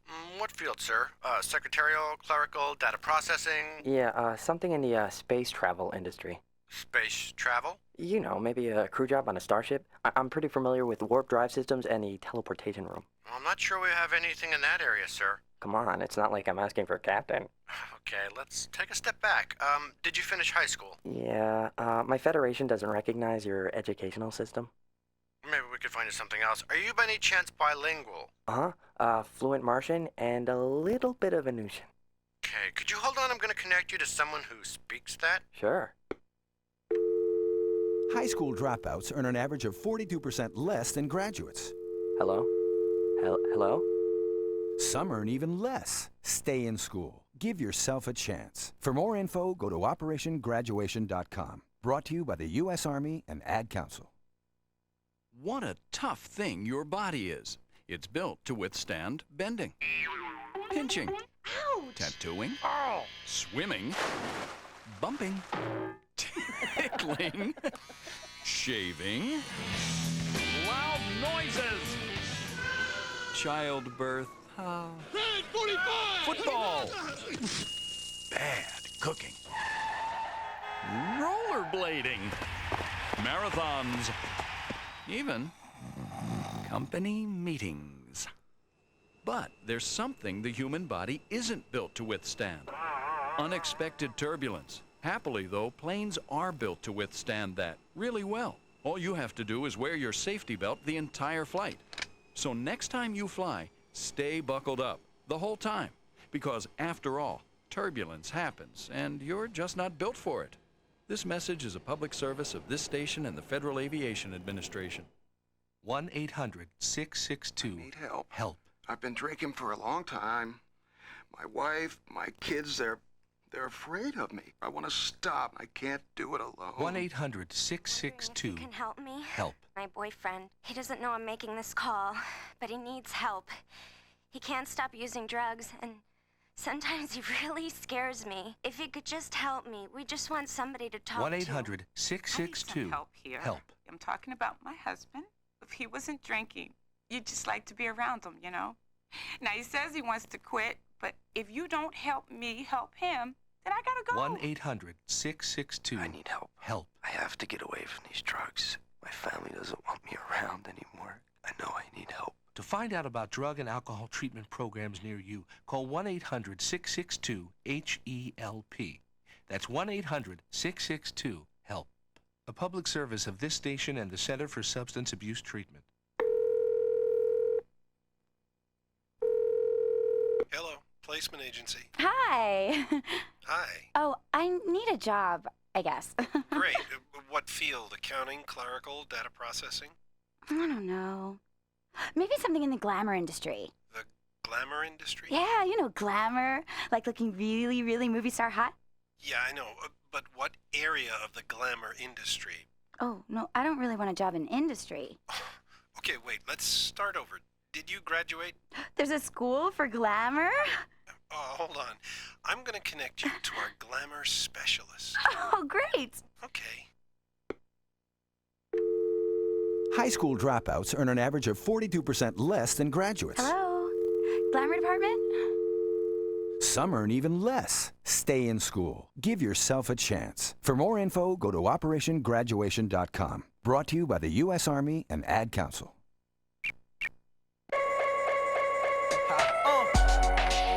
Yeah. Ready? Yeah. Ready? Yeah. Ready?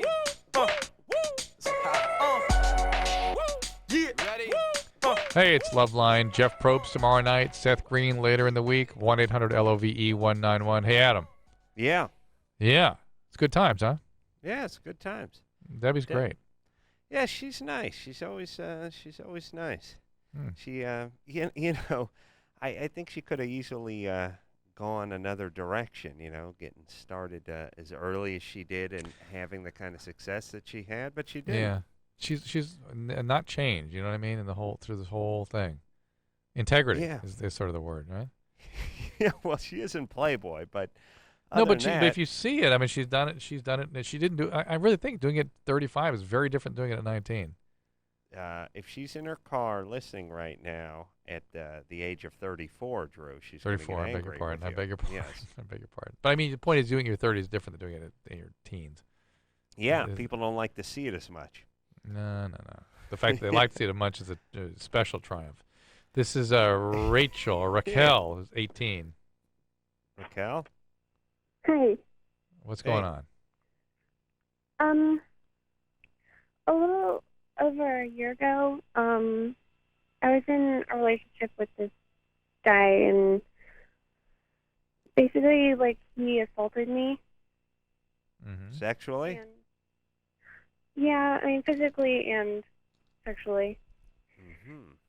And the guy I'm with now, he's really cool, but just because of what happened, there's kind of problems, like when we're trying to be close, you know? Mm-hmm. Yeah, I imagine that wasn't the first sexual sort of, whatever you want to call it, abuse that you've had in your lifetime, right? No, but it was the same guy who had done it before, just kind of not full out kind of assault. But the fact that you would be with somebody Hold like on. that, well, not full what'd she out, say? not Oh, full out. I thought she said pull out. No. No. Because So what happened? I look at it as an assault when they do pull out. Usually You know what I'm something. saying? Yes, I hear you. Yeah. Something around age 8. Something around yes. age 8 or so, maybe. Something happened to you even younger. That sort of sets you up for this post-traumatic stress reaction. If it did happen, I have no real recollection of it. I mean, I do know that there were other guys before that who would kind of like try to get fresh, and I'm just like, please don't. But Well, all right. So let me get something straight. This guy did this to you when you were how old? 17.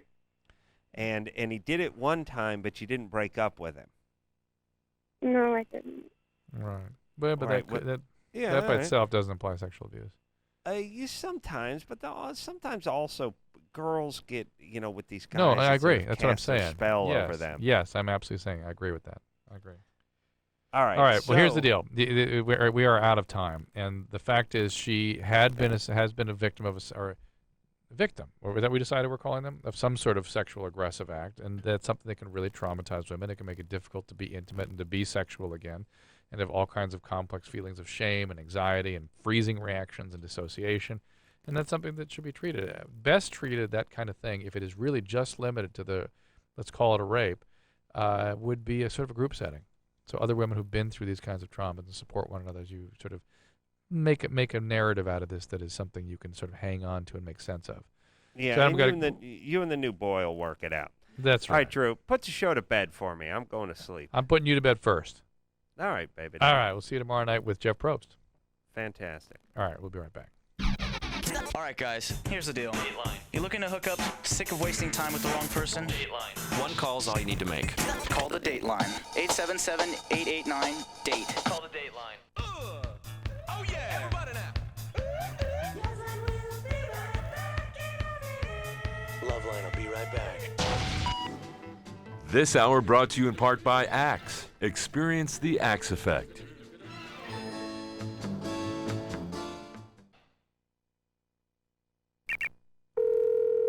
Placement agency, can I help you? Hi, I'm looking for a job. What field, sir? Secretarial, clerical, data processing, Yeah, something in the space travel industry. space travel? Maybe a crew job on a starship. I'm pretty familiar with warp drive systems and the teleportation room. Well, I'm not sure we have anything in that area, sir. Come on, it's not like I'm asking for a captain. Okay, let's take a step back. Did you finish high school? Yeah, my federation doesn't recognize your educational system. Maybe we could find you something else. Are you by any chance bilingual? Fluent Martian and a little bit of Venusian. Okay, could you hold on? I'm going to connect you to someone who speaks that. Sure. High school dropouts earn an average of 42% less than graduates. Hello? Hello? Some earn even less. Stay in school. Give yourself a chance. For more info, go to OperationGraduation.com. Brought to you by the U.S. Army and Ad Council. Hey, so you think you can drive properly after you've had a few drinks, huh? I don't think so. This is John LaRoquette for RAD saying, come on, plan ahead. Pick the safe alternative.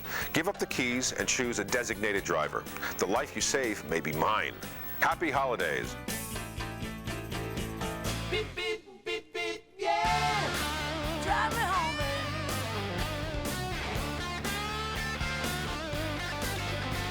baby. Beep, beep, beep, beep, yeah. Did you hear what Smokey said? Did you hear what Smokey said?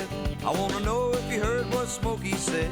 Smokey said only you. This is Marty Stewart from my pal Smokey Bear, reminding you if you must burn debris or trash, do it safely. Check local laws on burning and never burn on dry when you're dazed. Remember, only you can prevent forest fires. Smokey didn't mention nobody else. Smokey said only you. This message from the USDA Forest Service and your state forester and advertising council. Hi, I'm Malik Yoba, and I play a cop on TV. When I was in high school, I got shot at point-blank range by another kid.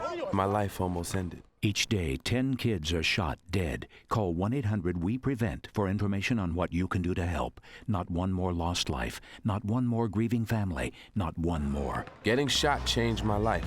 Don't wait for something to happen to you to take action. Get involved now. Not everyone gets a second chance. A message from the U.S. Department of Justice, the Crime Prevention Coalition, and the Ad Council.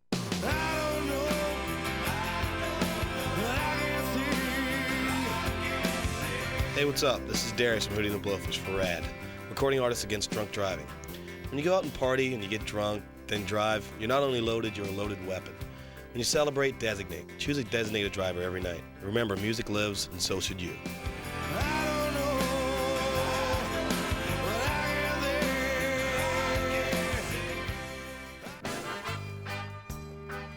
Hey, what's up? This is Gwen from No Doubt. For Recording Artists Against Drunk Driving. You know, we all live in Southern California and we all drive these freeways. Give up the keys, choose a designated driver. Music lives, so should you. Happy holidays.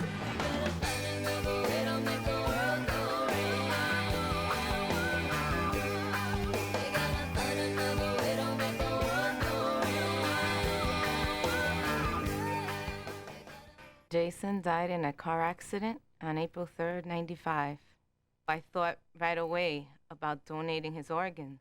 He said to me, "Mom, if anything ever happened to me, you should donate all my organs." Share your decision to become an organ and tissue donor with your family today. I feel very happy that he decided this.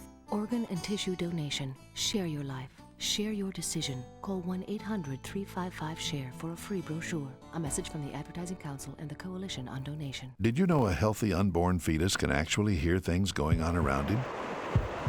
Mostly they hear a pleasant sound that closely resembles the ocean. Unfortunately, some yet-to-be-born babies will also hear these sounds. These babies have a much greater risk of being born with serious birth defects. Stop drinking while you're pregnant. It's the best choice for you and your baby. A public service message from the National Association of Broadcasters and this station. Hey, this is Dan from Tonic for RAD, Recording Artists Against Drunk Driving, reminding you that drunk drivers are still the #1 killer of young adults in this country. Please use your head and save your life and those on the road. Always choose a designated driver. Remember, music lives. You should too.